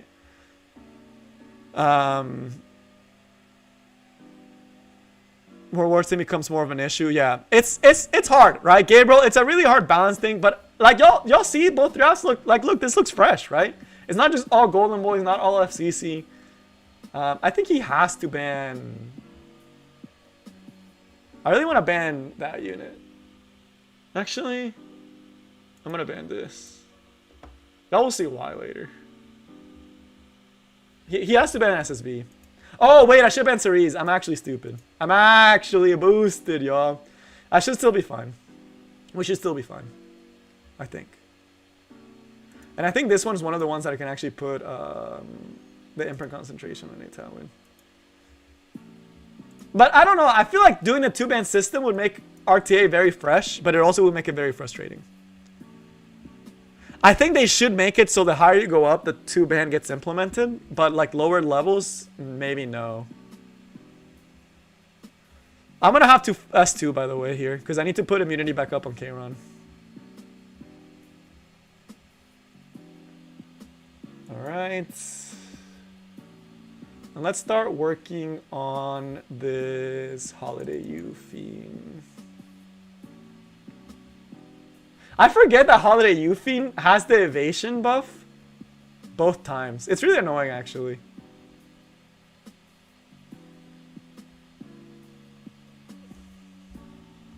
But so let me think of this RTA fight because I actually have to think about it. I want to try the double pre-ban system. Alright, I kind of want to go for the sleep here. Just so we can strip some of the stuff that he has. Pretty good, A-Tywin. And it sets up into A-Tywin perfectly. Oh my goodness. Alright, let's set up into A-Tywin here. But my A-Tywin, look at that damage, dude. What the frick? I'm actually gonna start going on the Ravi because that's the only threat that he has. I'm not worried about the Holiday Yufin at all. So if we kill the Ravi, we pretty much win the game here. We did not kill, but we still keep immunity from Ross. Alright.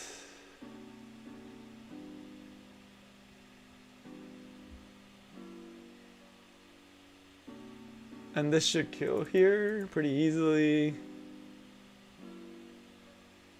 I think my Charon kills his Holiday Yufin too. But yeah, y'all see Mythcrafter, usually a Golden Boys player can't use all his Golden Boys, right? Because I banned them out and his draft is considerably weaker.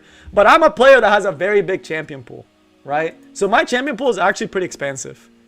So for me to have this big of a champion pool is a huge benefit. I really do think if they do implement the 2 prevent system, they'll have to make it so lower ranks doesn't have the 2 prevent system, but higher ranks does.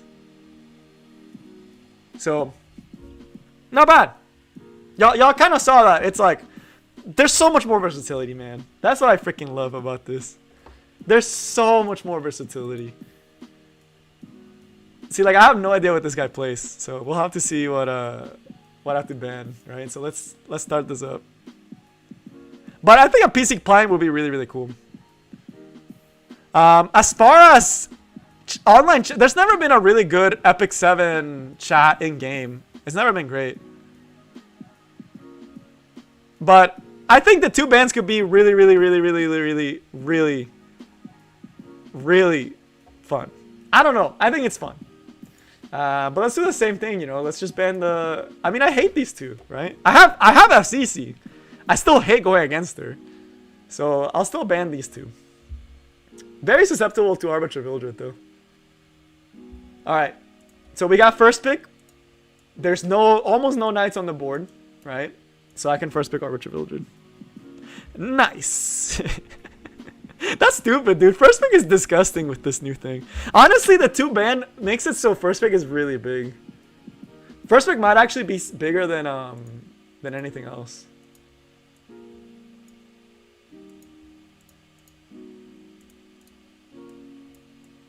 Alright.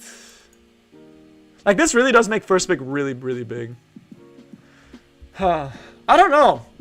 It'll be interesting to see how it develops. Because now that when I look at it, now that I'm actually playing the 2 prevent system, it actually feels so good to be first pick. Because like right now, all these OP knights are gone.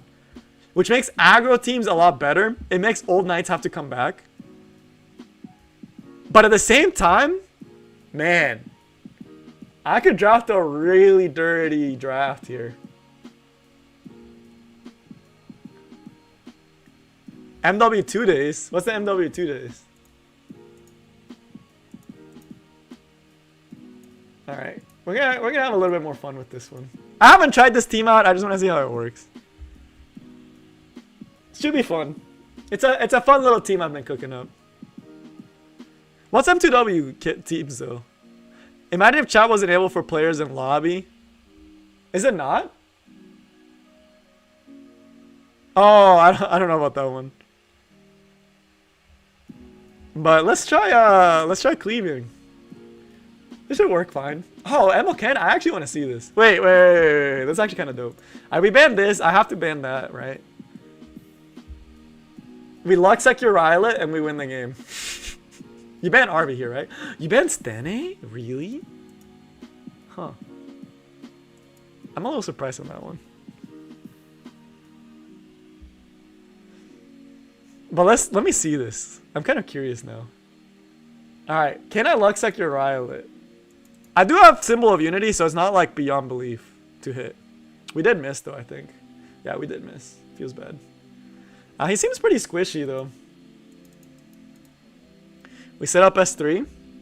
I think your ammo can't kills my operator Sigret here. Feels bad. We have to put your T-Shirn back. We do get the T-Shirn push. That's awesome.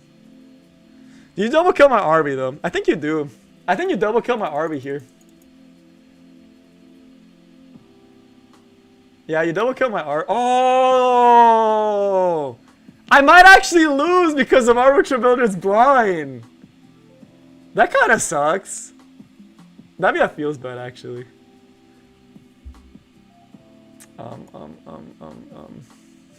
What do I do here? Do I S3? No, let's hold the S3. I don't want to give the Rylet more than he needs. Oh, that is so sad. Demo Ken missed. Yeah, you killing the Akali there's the right option. And then your Ross just kills. Yeah. The only way I win this one is by luck sacking. Feels bad. Hopefully you go on my Arbiter Vildred here. Oh no, you'll go on Lilia's guaranteed, won't you? Now he hits! Oh man, why couldn't you hit before? Yeah, he guaranteed hits Lilia's here.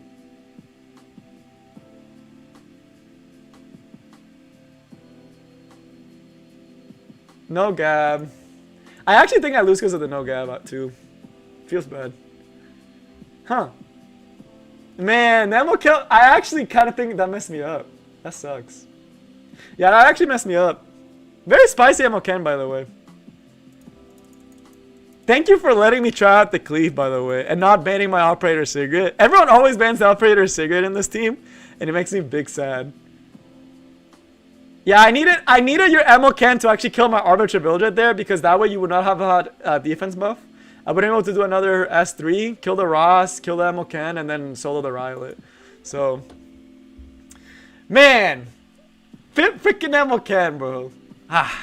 This is what I get for trying out a fun cleave. But GG, bro. GG, Synox. That was good. That was a good ammo can showcase. Yeah, it's one of those things that, like, Arbiter Vildred blind, I forget that he has that sometimes. But it's fun. I enjoyed it. But yeah, 2 bans feels weird, man. Not gonna lie, 2 bans feels pretty broken. So let's see if I get first pick this time. So I don't get first pick this time. So I'm still gonna go with the normal bans. Oh yeah, yeah. It was a pretty tanky ammo can. Yeah, the only way I won that one was your ammo can actually hits my RB. Because if your ammo can counter my RB, killed my RB, I won. But he didn't. I also lost the 50-50 with the Akali. But it was good. I enjoyed it. I always love cleave. See, I actually like cleaving just because I don't feel salty afterwards. This is so crazy to me that I can actually never... Like, you can never see 2 units. Like, those 2 units are deleted from the game, essentially. I'm curious. You left me a Taiwan open, actually. Or are you going to pick him off from me? I don't know if you have RB either. Oh, you're actually giving me RB and a Taiwan. I almost feel like this is a bait. I'm just trying to have fun with RB, by the way. I know you normally wouldn't pick him this early, but I just built him and I'm not going to get to play him as much. So I want to try to play him as much as possible. Ooh, Briar Witch. I like it.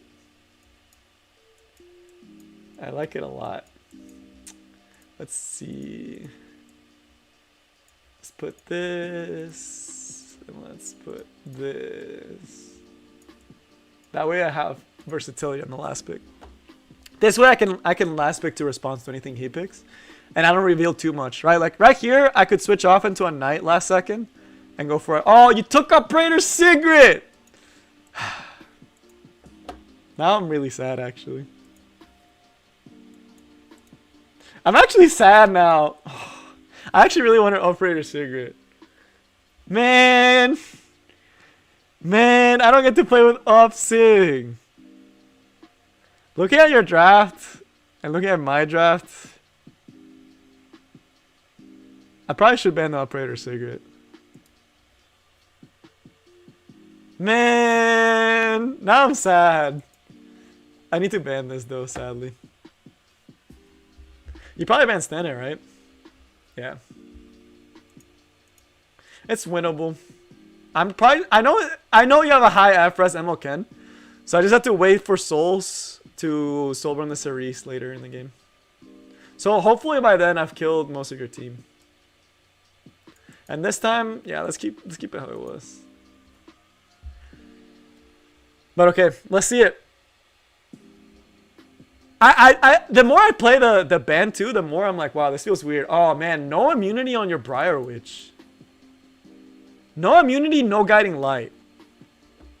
I don't get why people do this, dude. I never understood that.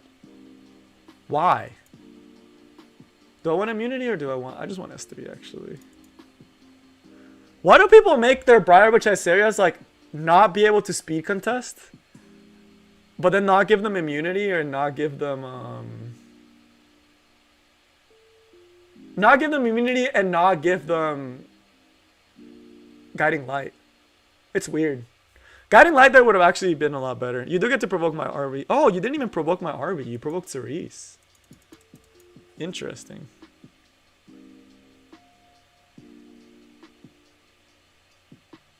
Okay, you kill RV. Oh, you actually outsped me? That's crazy. That's crazy. Hey, we resisted. Oh, we would have gotten a cleanse anyway, but we get the Gab. Gab gaming.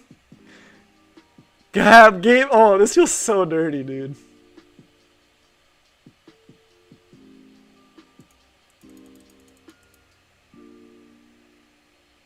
But, RB feels so good, dude. RB feels so good. Yeah, I don't know why you don't have your, why your Briar Witch, A, is not fast enough to outspeed, right? Because if you have like extremely fast one, you can make her fast. B, not on Guiding Light, or C, not on immunity. So, that's what allows you the game. If your Briar Witch was on immunity, you won the game there. Simple as that. It actually was that simple. If your Briar Witch was on immunity, you had a way higher chance of winning there. But the fact that he's not on immunity makes it really, really rough. And like the thing about it, it's like I don't think you come back from this one. Even though you kill Arby here, I still have Ross, I still have Cerise. I get to like dual attack every single turn. It was to bait my S2. Yeah, but like you didn't have the follow-up. I don't know, man. It was... Could be spicy. Briar Witch is really good. You actually won the game if your Briar wasn't on immunity, though. If your Briar wasn't immunity, I straight up probably lose the game. But how are y'all feeling? Y'all are seeing the matches, right? Do y'all prefer this over seeing FCC A Tywin Fiesta? FCC A Tywin. Oh, well, I guess you guys still see A Tywin. The FCC Last Rider Craw Fiesta.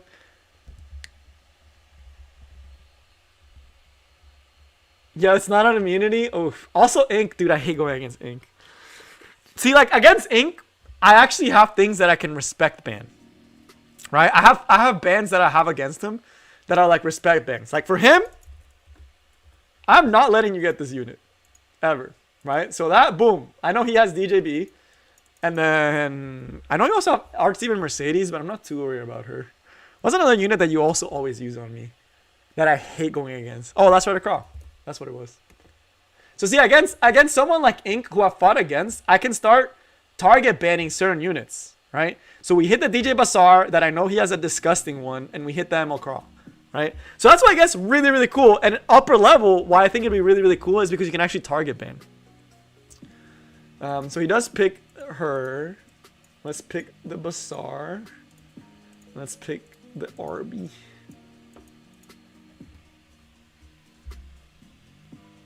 But it's hard, yeah. It's tough because you can't even pick the FCC because normally you pick FCC, but you can't because it's too banned, right? But I let FCC through this time, even though I hate her. But I'd rather ban that than the other freaking unit that he has. Ink is a really good player. I'm surprised they weren't able to make it to champion, actually. So you're tanking up.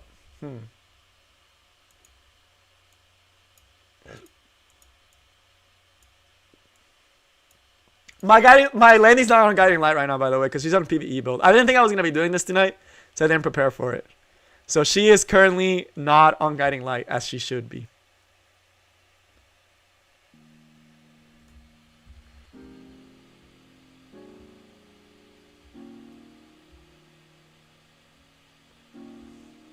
Archdiva Mercedes. Ooh. Who's the last one? I'm curious. Charlotte? Robbie? Alright, let's see if this works out. I think I know who you're gonna ban though. But I'm just gonna ban this. It doesn't matter what you ban. I have to ban this regardless. Is immunity necessary on A Tywin? No, it's not necessarily on A Tywin. But It's not necessarily on 8-1, but it makes it really nice for a lot of matchups. Yeah. Okay. I'm actually okay with this team. So how good is your FCC? And how much does this guy counter, right? I think I can potentially kill your Robbie with the combo that I have.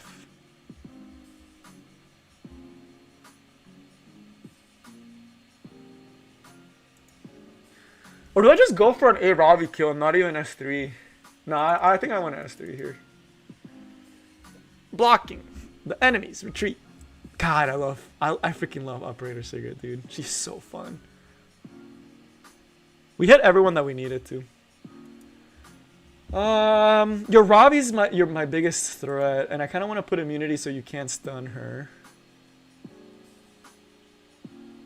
Oh, you assisted one of them. Good thing I put up the immunity. Dang. Your M arrow's already popping off, dude. Damn. Hopefully we land glancing hit here. Nice, nice. Counter set SCC. That's cool. Hopefully you miss and you don't land the stun. If you land the stun, I'm just gonna be so sad. Ideally, she would have been on Guiding Light, but you would have revealed her here anyway. Are you serious? You stripped my attack buff. That's a rip, dude. I lose now. I actually lose now. That sucks. I don't have the damage to beat your team.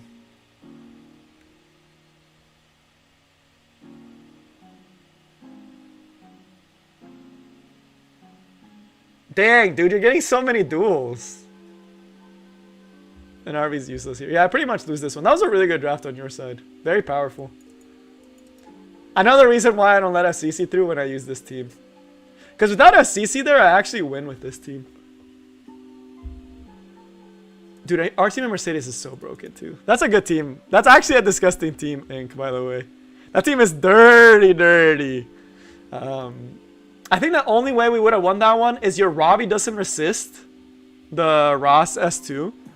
Right? Because if the Robbie didn't resist the S2, you would not have been able to dual attack with MO Haste. And I think I would have been able to win without you having Robbie there. Because you lose a lot of damage on the landing. I set up the kill on here. So could have been different. I don't think it was the MO Haste necessarily, because I think he has a very special different one. I should just let you keep your DJ Basar, because I already know it's a counter set DJ Basar. Man, I still can't beat you, even with RV. Feels bad, dude. It's still so hard to beat you. I don't know how to beat your drafts. I'll figure out one of these days. I'll figure out one of these days, Inc. I think I should just start banning your FCC, but that's only with 2-ban. Y'all see, 2 bans actually gives me the opportunity to be able to beat certain players, right? So for example, I still hate Fallen Cecilia, and I hate Last Order Crawl. I don't have to deal with them ever. But my only win condition there was actually the Ross hitting. Ooh, Basar ban. You did leave a Tywin open though, which is nice for me. But what are y'all thinking of the 2-ban system? Y'all like it? Y'all think is gonna be spicy? Y'all think it shouldn't exist? Okay, that's a pretty spicy draft actually, or a pretty spicy start. I'm still gonna take Stunner. Should I take Riolet? I haven't played around with Riolet, but you might have a Briar Witch. As a low-level player, this would be insane. It would be like very powerful against certain players. Are you? Wow. I don't like this pick here for me. She's annoying. Let's see here. What can I do? If you're wondering why I'm picking this, I'll let you guys know why in a second. I could try luck sacking you. Doesn't sound like the worst option either.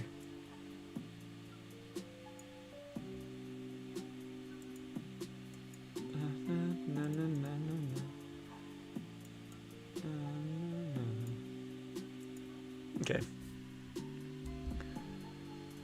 Yeah, it could be unfun if people target ban really hard. I could see that being frustrating.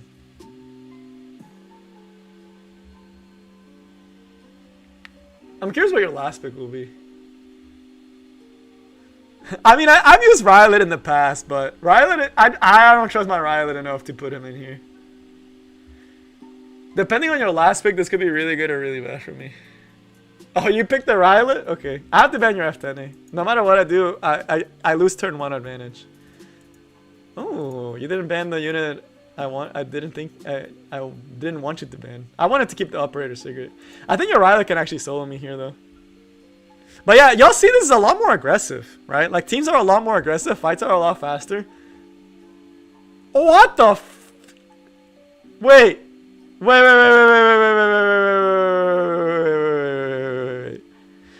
what's the speed on your Landy? Did I just get unlucky? Or is your Landy just actually insanely fast? Wait, what's the speed on your team?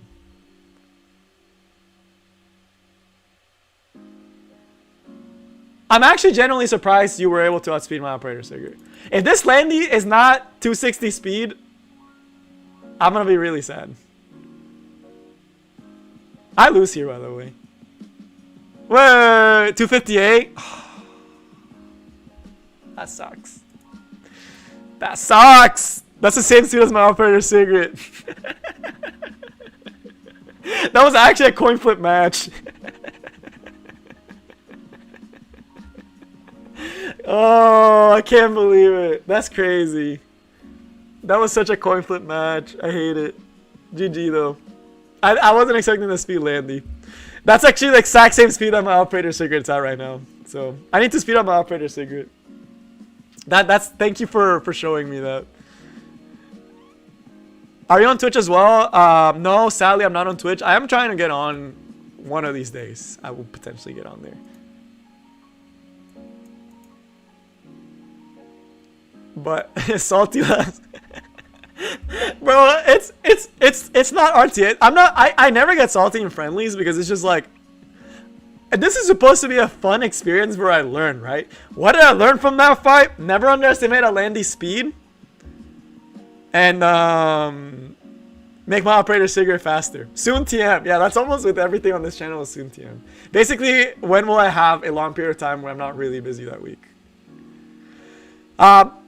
Pre-ban, hiding names in pre-ban would be interesting.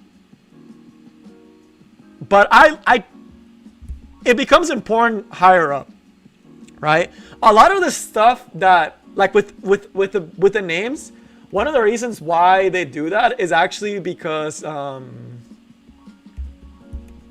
of the reasons they do that is because of higher level up. There are certain people that if you don't know you're going against that person, you are going to get destroyed. Right? And I think it has an extra layer of skill. Like, for example, if I was to go against Beal again, I would know that his Landy is 258 or faster than my Operator Sigret. Right? And that would give me so much information when I win against him next time by knowing the units that he has and the gear that he has on them. I can draft a strategy to actually beat him. So it's one of those things that it's helpful. Ooh, that's a lot of earth very early on. I don't know what the rest of your draft's gonna look like though. I'm too scared of Sten and not to pick Sten in here. But it would be, if you don't know who you're going against, there are people with units that are unique and are very powerful, and if you don't know, you actually get destroyed. Like if you don't know someone has a 280 speed Landy, for example, and you never know it's the same person, you'll always lose to it. You'll always lose to that Landy. Like that super fast Landy if you don't expect it.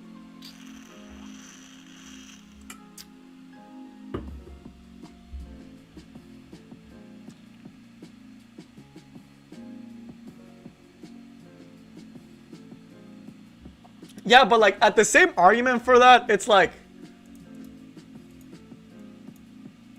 well, like you're mentioning the thing where like, okay, you shouldn't win because you didn't get to see it, right?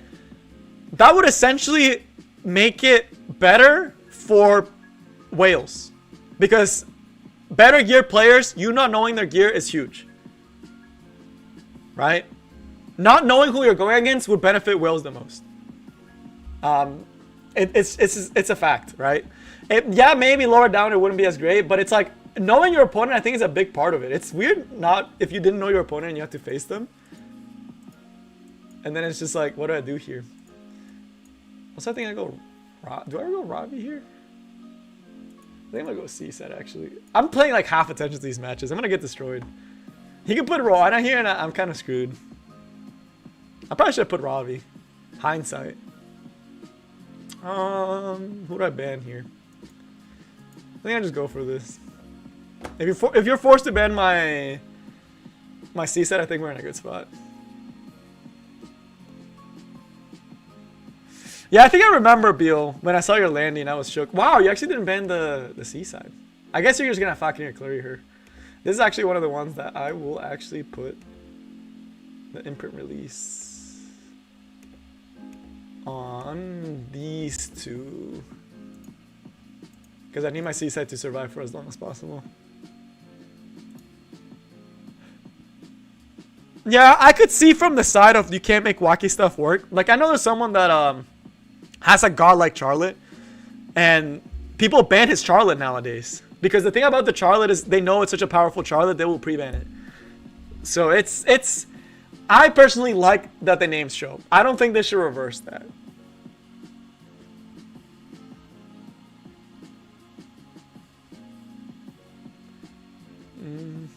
What I think about Operator Sigret, Lou Charles, she's become one of my favorite units to play with. Oof. That's tough. Yeah, Joy. It was Joy. It was pretty insane. It would be weird, right? I wouldn't like it. It would mix things up, but for the most part, it's like I don't think like for the most part you know who you go against in a majority of games. Ooh, you didn't go for the SSB. Interesting. Does SSB just win for me here?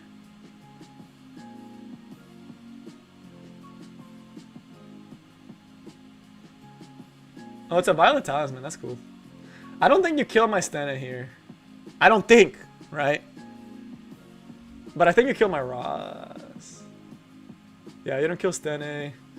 You didn't silence the A-Taiwan. Dude, you're getting such bad RNG. I actually feel kind of bad. Your RNG this fight was not there. You didn't get anything that you needed.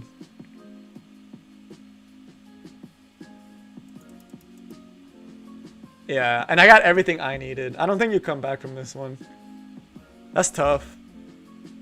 Your RNG just didn't... This is just RNG. You actually had the game. You just had really bad RNG this fight against me. Because the C-side still has the immunity, and your Cerise is going to lap, right? So your Cerise... Actually, no, your Cerise just dies here.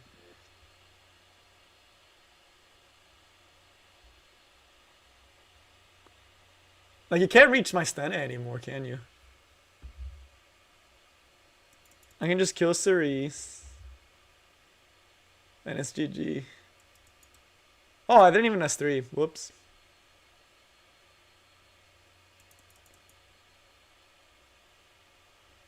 But it doesn't matter at this point. You didn't get any of the stuff that you needed. For this one. You won't even get to S1 here. That's so sad. That's so sad. It's just RNG. But I don't know, man. I'm liking this. Matches are faster, so that's one thing that's nice. Oh, doggo step. Yeah, my Sten is scuffed. I'm not gonna flaw my Sten. My Sten is scuffed. She sucks a lot. I don't know what to tell you, right? How do you build ML Quana? ML Quana sadly is only for PvE, and she's only for Dark Expedition. Not Dark Expedition. She can't work for Dark Expedition for the new Katie's Hunt. Emma Kawana doesn't really work anywhere else, which is really sad because she looks great, but she's a PvE only unit. But hey, later Citrox, thanks for dropping by. But my Sten is kind of scuffed. Not even gonna lie to y'all. But let's just keep doing the same thing. I mean, like, there's no reason for me not to ban these two units. They're just units I personally struggle again. But yeah, Lou Charles, Operator Sigret is one of my favorite units. I think she has a lot of potential as a unit, and has a lot of ways that she can get really, really strong.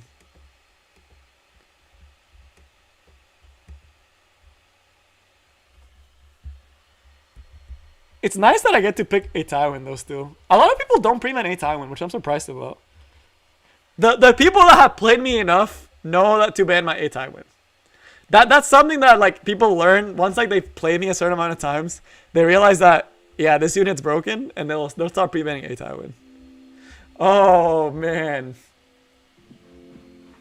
Oh man. Okay. I'm down for this.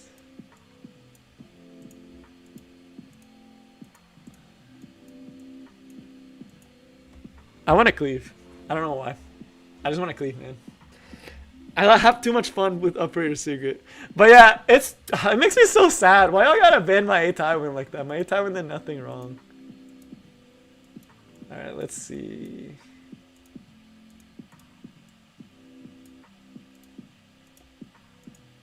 Let's do this. A Tywin's broken, bro. A Tywin's just a broken unit. And all my teams revolve around a Tywin. Even my cleaves revolve around a Tywin. Because a Tywin just does damage, controls, does everything, dude. I am sad the day I am very sad the day that Smallgate reruns a Tywin because he will no longer be my broke boy. I will actually have to build Cecilia at that point. Looking at this team, I'm worried about the Lilius' speed. But this could be a Snow Crystal. So I'm just going to ban this. And you ban the Stene, which is a good option. And let's give the imprint to a Tywin.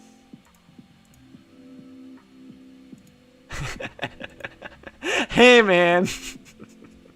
A Tywin users did nothing wrong. But yeah, it's very likely that he will. Do I want to soul burn and kill something here? I actually kind of want to do. I kind of want to get rid of your Lilius.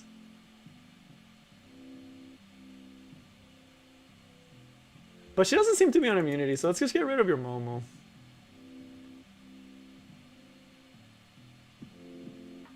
There we go.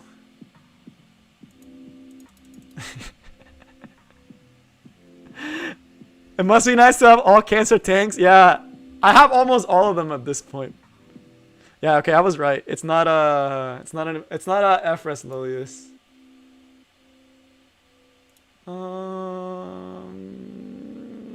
Let's set up the S2 actually. Nice. She actually went before my Tywin.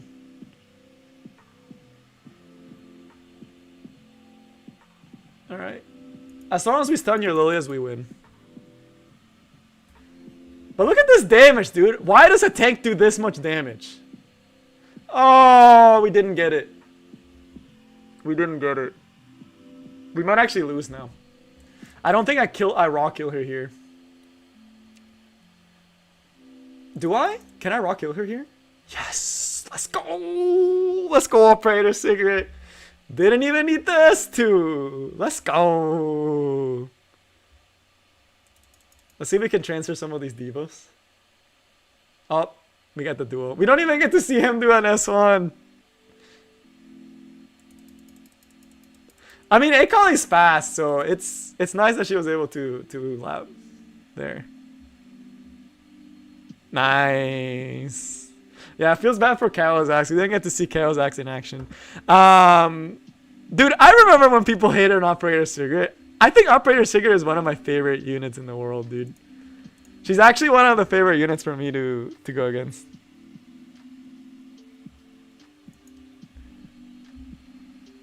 I'm not... Axe, why call him? Bro, stop. The olden days, bro. Axe God used to be so cool. But right, as always, I will ban these two. Video when? Video soon. I know I keep saying soon. It's just these past 2 weeks. Oh man, you were banning fun units. Oh, that's my bad. I just want to play with Arby, man. But Arbiter Sigret is actually arguably one of my favorite designed units and has one of the best animations in the game. Yes, I agree. I think Arbiter Sigret was one of the best designed units. Ooh, Spaz comps. I respect it. I mean, y'all are seeing me draft essentially the same teams over and over again. Like at this point, you guys should know that they're coming, right? Here, let me switch it up a little bit. We'll use F10 instead of Basar this time.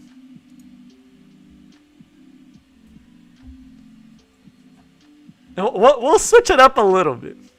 Just a little bit. Just spice. Just a little spice on top.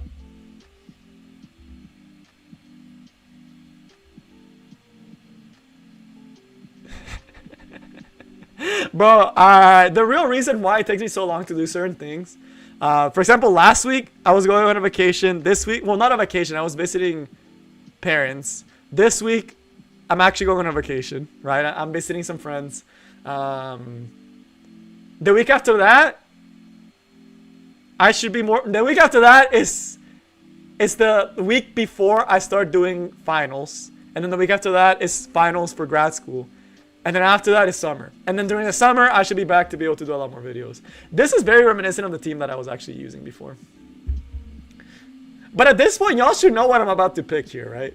I think I picked this team enough times that you guys should know that I'm going to pick Arbiter Sigret every single time I can. I need to finish building my Tomoka so I can actually pull her beside over Stene.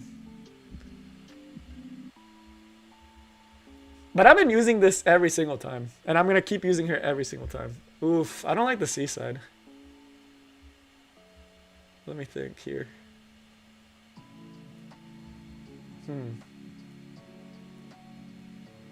The seaside's bad. But the Crawl is what's actually going to kill me. Or the... Actually, the Cerise can actually stun my RB. I need to ban this. Alright, we actually get our full DPS. Let's go. I love it. You love to see it. Hey, later unknown character. Thoughts on Kanna? I talked about her last week. I think she's amazing for PvE. And I think she has some PvP potential. For sure. Oh, this is just so satisfying, dude. Like, you can't tell me this does not look satisfying. Like, watch this animation, bro. Like, the way she, like, does the act. Oh, honestly, is my favorite animation in E7. She's become my favorite unit. I try to bring her everywhere I can, which is kind of bad. Because sometimes it's not her... It's not her place. Even if you stun here, you won't get to cut. Thankfully. Let's actually soul burn the RB because I need to get rid of this specimen cess.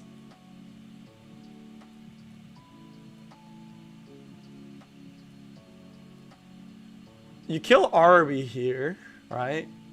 But I still think I just win from raw damage. Because even if you kill here, it's not going to matter. I think my spec just kills the rest of your team. Like, look at this damage on Ambitious Tywin. Let's see how much damage it actually does on the SSB. 2,600? That's ridiculous. How do y'all like the cleave, though? Y'all like this cleave? What do y'all think about it? I still use this in ladder, by the way. It's just a little bit harder for me to actually get it off. Since there's a lot more threats to this team. Oh, feels bad. No crit. The password's 1111, but the stream should be ending once I finish the current list. 1112. But I'm finishing the stream after this. I didn't plan to stream this long or to fight for this long. But it's interesting. The 2 bans is definitely interesting.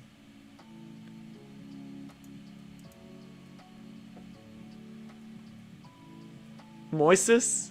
This is my last one. And then I'll do some closing words for RTA and then we'll do it. Misuki, are you actually a silver? I wasn't checking. I was checking everyone's frames. Are you actually like a real silver? Music? Oh, music. You're an actual silver? Okay. I'll go a little bit easier. I won't pick the normal units I do. I'm not going to pick any MLs. How's that? How's that? I won't pick any MLs. So I'm giving you my word against you. I will not pick a single ML. I have to go all RGB. Oh yeah, that reminds me. By the way, so I had this conversation with someone in the Discord, and they were telling me that you couldn't get champion in RTA by using RGB or Seaside, right? They told me this, and they were very adamant that this was the case. Oh, did I skip you? I'm so sorry. I'll add you next one. I'll do the next one. I didn't see it. I must have not been keeping up. But someone said you couldn't get to champion RTA using just RGBs, right? So we had a massive discussion. The Discord got unusually upset about it. I don't know why, but they were very upset about it. I think it was something else. Like the guy was saying like Briar, which was bad. But I was like, okay, let's not talk about this, right? Let's actually prove it. So I actually, when this new RTA season comes out, I will not be using any ML heroes until I actually get champion. And I'm going to try not to use any of the... And I will try not to use a single... I will try to keep limited use at a minimum. But I'm going to have to use Landy just because that's the only DPS I have built. Right? So I will have to use Landy. I can't do the no limited, but I will not use Seaside. Because that's another one he said. Seaside or Moonlights. And I will get to as far as possible as I can get doing that. And we'll see if I can actually get it. So you guys will be seeing a lot more of these hodgepodge drafts where I can't use certain units. But I know I can definitely get champion by using no MLs. Because I just outgear most people. It is very possible. Without SSB. Right? So, oh, I get to see this guy. I'm kind of curious. You didn't bring any strips. Music? I like your team. Right? The only problem with your team is you don't have any strips. So I'm not worried about your specimen sets at all. It's like a non-threat at this point.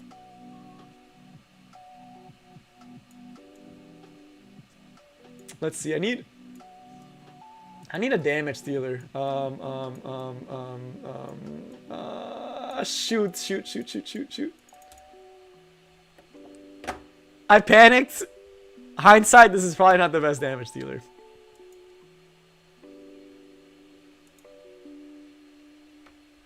But I think it's very doable. So I want to prove it. So I will not be streaming RTA for the first week. Just to let people go a little higher. And then I'll start my RTA climb just doing all RGB. My account will be royally messed up after I do this challenge. Because I'm going to be taking gear off of all my units. I'm going to make some disgusting units. I'm going to make some of the best RGBs the world has ever seen. My K-Rod, y'all remember the old speed K-Rod I used to use? I'm going to remake him, but make him with immunity and stronger. So, oh, it's going to be great. It's going to be great. It's going to be a good time. I'm really excited, actually. So let's see here. Let's set up immunity for Kairon for an extra turn. And let's try to get rid of the specimen cess ASAP. Alright, so he's gone. You don't have any Debo, so let's just pop the S3.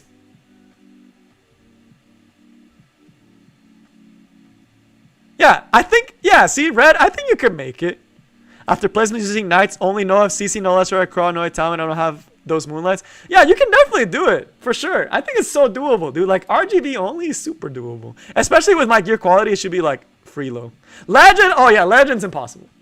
Legend, I'm not going to argue for that. If someone told me you can't get Legend with RGBs, I'd be like, I can't get Legend with Moonlights. How the hell am I supposed to get Legend? See?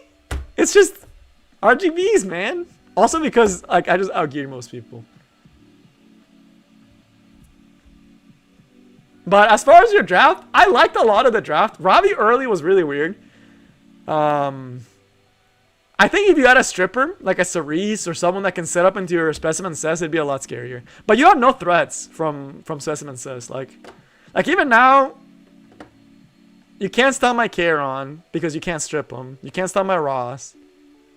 You get rid of Hufin here, right? For sure. My Hufin is... Oh, wait, I should not have S3. Whoops. Oh, wait, my Hufin outspeeds. So you don't even get rid of Hufin here. I like that you're using Spess. I really do. I want to see more Spesses. And I do use Spess every once in a while when I want to have fun. And I have a pretty good one built too. But it's just he needs setup. And that's what makes it hard to use him. It's pretty good damage though. For not having a stun through double Knight artifact. It's not bad.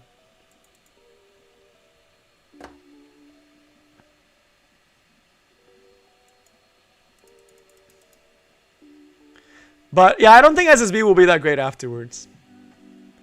And yeah, I could literally just cleave with. I'm gonna try business account. I will try to do as little limited as possible. Now, I probably could do no limited, but I would have to build units I don't currently have built. Right? So when we actually started the challenge, if I did no limited and no moonlight, I still could probably get to champion. But the only problem is I just don't have enough. I don't have the resources to make the units I would need to do for that. I would need to finish building my CC. I would need to finish building Vivian. I would need to finish building a lot of different units that I don't already have built.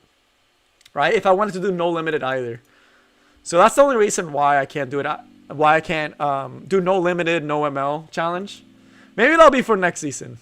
Once I get better, more gear and slow down on my champion builds.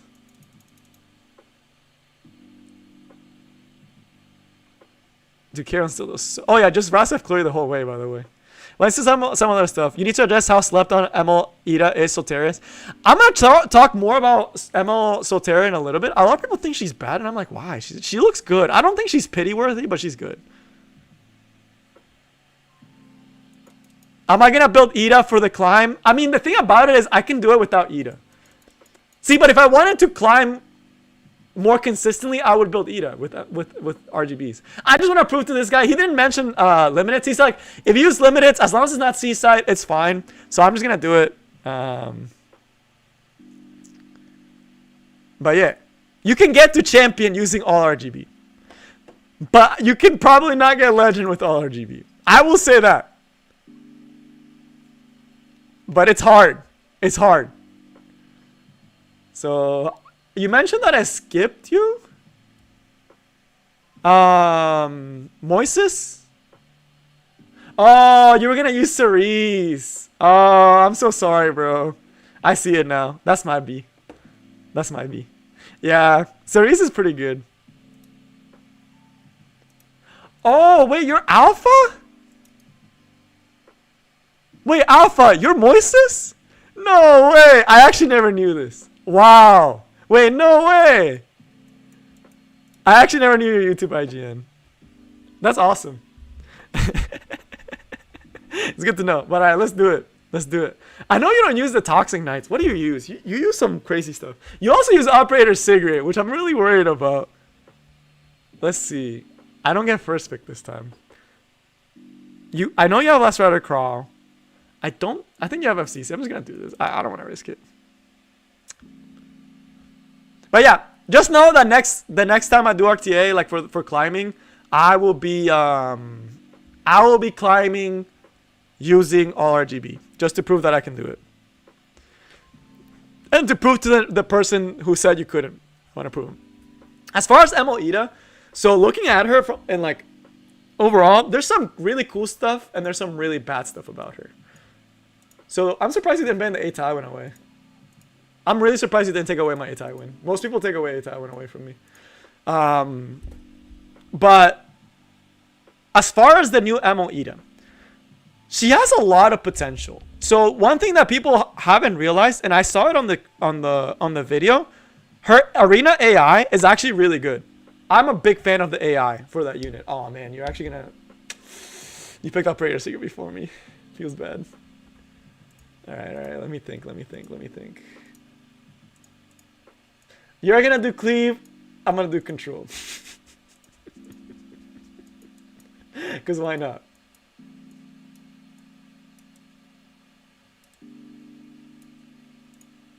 Alright, we'll see how this goes. But her AI is really, really smart. Right? Her AI is actually really, really good. Ooh, the Ida's spicy. Okay, let me think. I'm gonna switch to defensive here. And I do not want you getting attack buff. I know what Operator Sigret does. I do not want you getting this unit. This unit is broken. This unit is absolutely disgusting.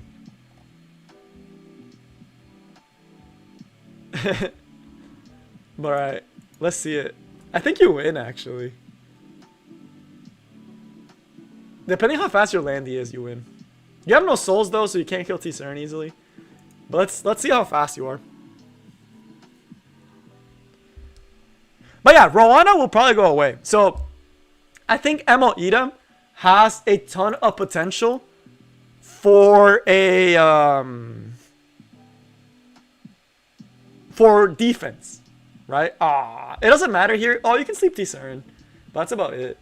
Like my Itaman just cleanses here. Nice.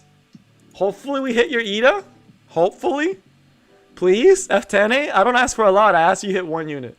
That's the only one I really care about is you hit Ida. I don't care if you hit Landy or not. Okay. You did a good job. Oh, wait. You did have souls. Wait. Oh, I completely I did not realize that you have Ida. And Sage Ball. Both on soul. That's cool, actually. But I pretty much win at this point.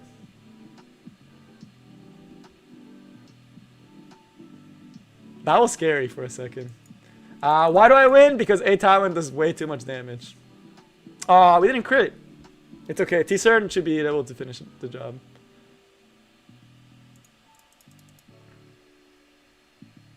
But I think you needed one more setup unit. I think the Sage Ball was a little aggressive. I think it's because you knew I have Sage Ball. So you couldn't let him open for your team. But yeah, her S3. Alright, so I think that was the last fight I was gonna do for the day. So let me do some of the last stuff, and then we'll talk about Emo Ida, who actually has a ton of potential as a unit, right? So that was a good fight, Alpha. That was good. I think you needed one more setup unit though. But okay, I think I fought Mino. But okay, as far as a summary, for RTA, so the 2-bands feels nice, right? The 2-band feels good. I like it. I like it a lot, actually.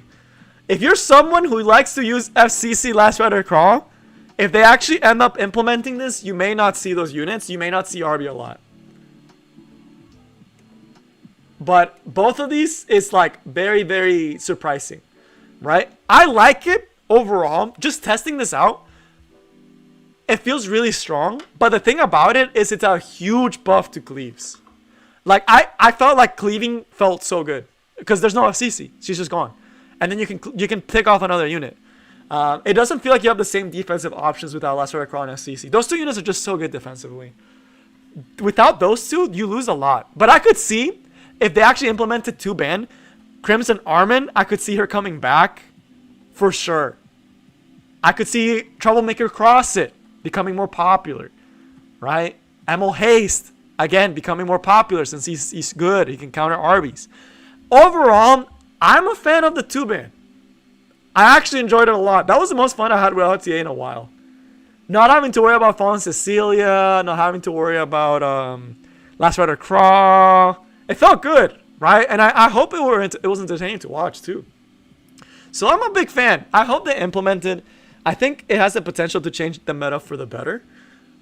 For the most part, it sucks they didn't try it out in preseason because I think just doing the rooms is not enough testing. If they wanted to do this, they should have done it in preseason. But what it tells me that they put it here and not in actual preseason is that they are really considering it and are not sure. Because if they put it in the preseason, I feel like that makes it like, okay, we're definitely doing this. But the fact that it's not in preseason makes me feel they're not going to implement it. So if you wanted my guess, the fact that this isn't already implemented in preseason, I don't think it's actually going to make it through to the actual season. So that part kind of sucks. But then as far as if they do implement it, I think it has potential for a lot of fun. For a lot of really cool stuff. As far as Emo Ida, her AI always targets the highest CR unit on the board. Why is that good? For arena defense, and even for Guild Wars defense to an extent. If you don't want to get cleaved, or for anything, the only things you need to watch out for is SSB and cleave. If you're able to stop someone from using SSB and stop them from using cleave, you already won. Right? If you stop someone from using those two things, even if your defense is not winning a ton, you already won because people are not going to want to fight you because they don't want to deal with that, right? And the fact that she targets the highest CR unit, the fact that she reduces buff cooldown, which means you're able to strip immunity and then stun, is huge, right? Because a Sid can't stun, so you can actually tank a Sid. She can actually strip the immunity and stun that unit and set up her own stealth, right? That's huge. That's enormously good. That stops all forms of cleave, except like Operator Sigret cleave, right? Which not everyone has Operator Sigret cleave, and then having to Operator Sigret cleave you definitely already won. You definitely easily already won if they're having to Operator Sigret cleave you, right? So as far as that much, she's really good at that, and she stops SSB by existing. If you just have her on the board, they can't SSB you. They have to get rid of that unit before they can use SSB, right? Without that, SSB is a sitting duck. She's a super slow unit that has an AoE that can be strong, and that's it. So that one is pretty cool. As far as RTA, she seems like a really good counter pick because she's able to, again, stop SSB. She destroys Rylot, right? So if you're worried about Rylot, she's amazing there. She seems like a very strong counter pick, but also pretty good disruptor, right? At worst, she's a good disruptor and is okay for it's good for disrupting, and it's good for setting up some form of control. I'm honestly leaning more towards Lela Violin just because the S1 is an AoE skill, and you could potentially get a lot of strips, right, with Lela Violin, and you already have Zero Ren as a passive. Or you can also do other stuff. Rylot can dodge with Moonlight Dreamblade, but it only gives him a 20% chance. And she can also miss the debuff duration decrease, because her soul burn's actually not 100%. She's a nice Rylot counter. Still, the current Rylot counters being Crow, being really good, Falconeer Clury, and Alfelt probably being better. But I mean, it's good. She looks like she has potential. I don't think she is a must pull unit, mainly because her uses are a little bit more limited. Kind of like with I would say she's around the same as someone like Dilibet in terms of use, where they can pop off in a lot of situations and are amazing in the right place, but a little bit higher priority because I could really see her becoming meta for arena defense. Right now, arena defense is kind of lame. It's very slow and it doesn't win a lot. It's like the Polides. Let me actually go to it. It's like Polides, Rowana, FCC defense, and those are really annoying. I'm not gonna lie to y'all, they're really annoying. But it's nothing crazy, right? There's nothing crazy about those type of defenses. Yeah, it's like these variants, right? So right now there's not really a meta defense for arena, so having her there would be really, really, really good. So there's a lot of good stuff. She has potential. That's all I'm gonna say. She has potential. I'm probably not gonna pull for her. I may drop a couple because I think I'm pretty far from pity. If I'm over 130 from pity, I'll drop a couple summons. Yeah, I'm really far from pity. Like, it's unrealistic for me to get pity for any unit. So I'll drop a couple summons on her because she seems good, but I'm not going to try to go for pity. If I was at pity, I would not pull for her. I would wait for something else. Sage Ball, potential rerun coming up. A Tywin, potential rerun coming up. Spaz, most likely to get it. Wouldn't be the greatest rerun, but there's a lot of really good stuff right around the corner. So... but that is all I have for you guys today. Hopefully you guys enjoyed. I'm really excited for a lot of these changes. There's a lot of really cool stuff coming in E7. Hopefully they get a lot of really good stuff. I'm not getting my gear from the gear event. As I mentioned, there's still a lot of time, so I'm going to wait for the perfect one. 4 summon and a dream, Blair. I mean, yeah, just 4 summons and maybe I'll get it. Maybe I don't, you know. You never know. So, but yeah, that's all I got for you guys today. I hopefully y'all enjoy. I should be coming out with a lot more videos. There's a lot of cool stuff that I have planned. It's just a matter of actually getting to it. There's a lot of cool guides I wanted to do. One of them was actually tempo. Was something that I thought was something that a lot of people didn't discuss. Tempo in E7, like first turn priority and all that good stuff. And there's another guy that I was like, man, that's actually a really good one. I should have written it down. So I forgot, but hopefully it comes back to me. But I have a lot of cool stuff. But yeah, that's all I got for you guys. And I'll see y'all next time. Peace.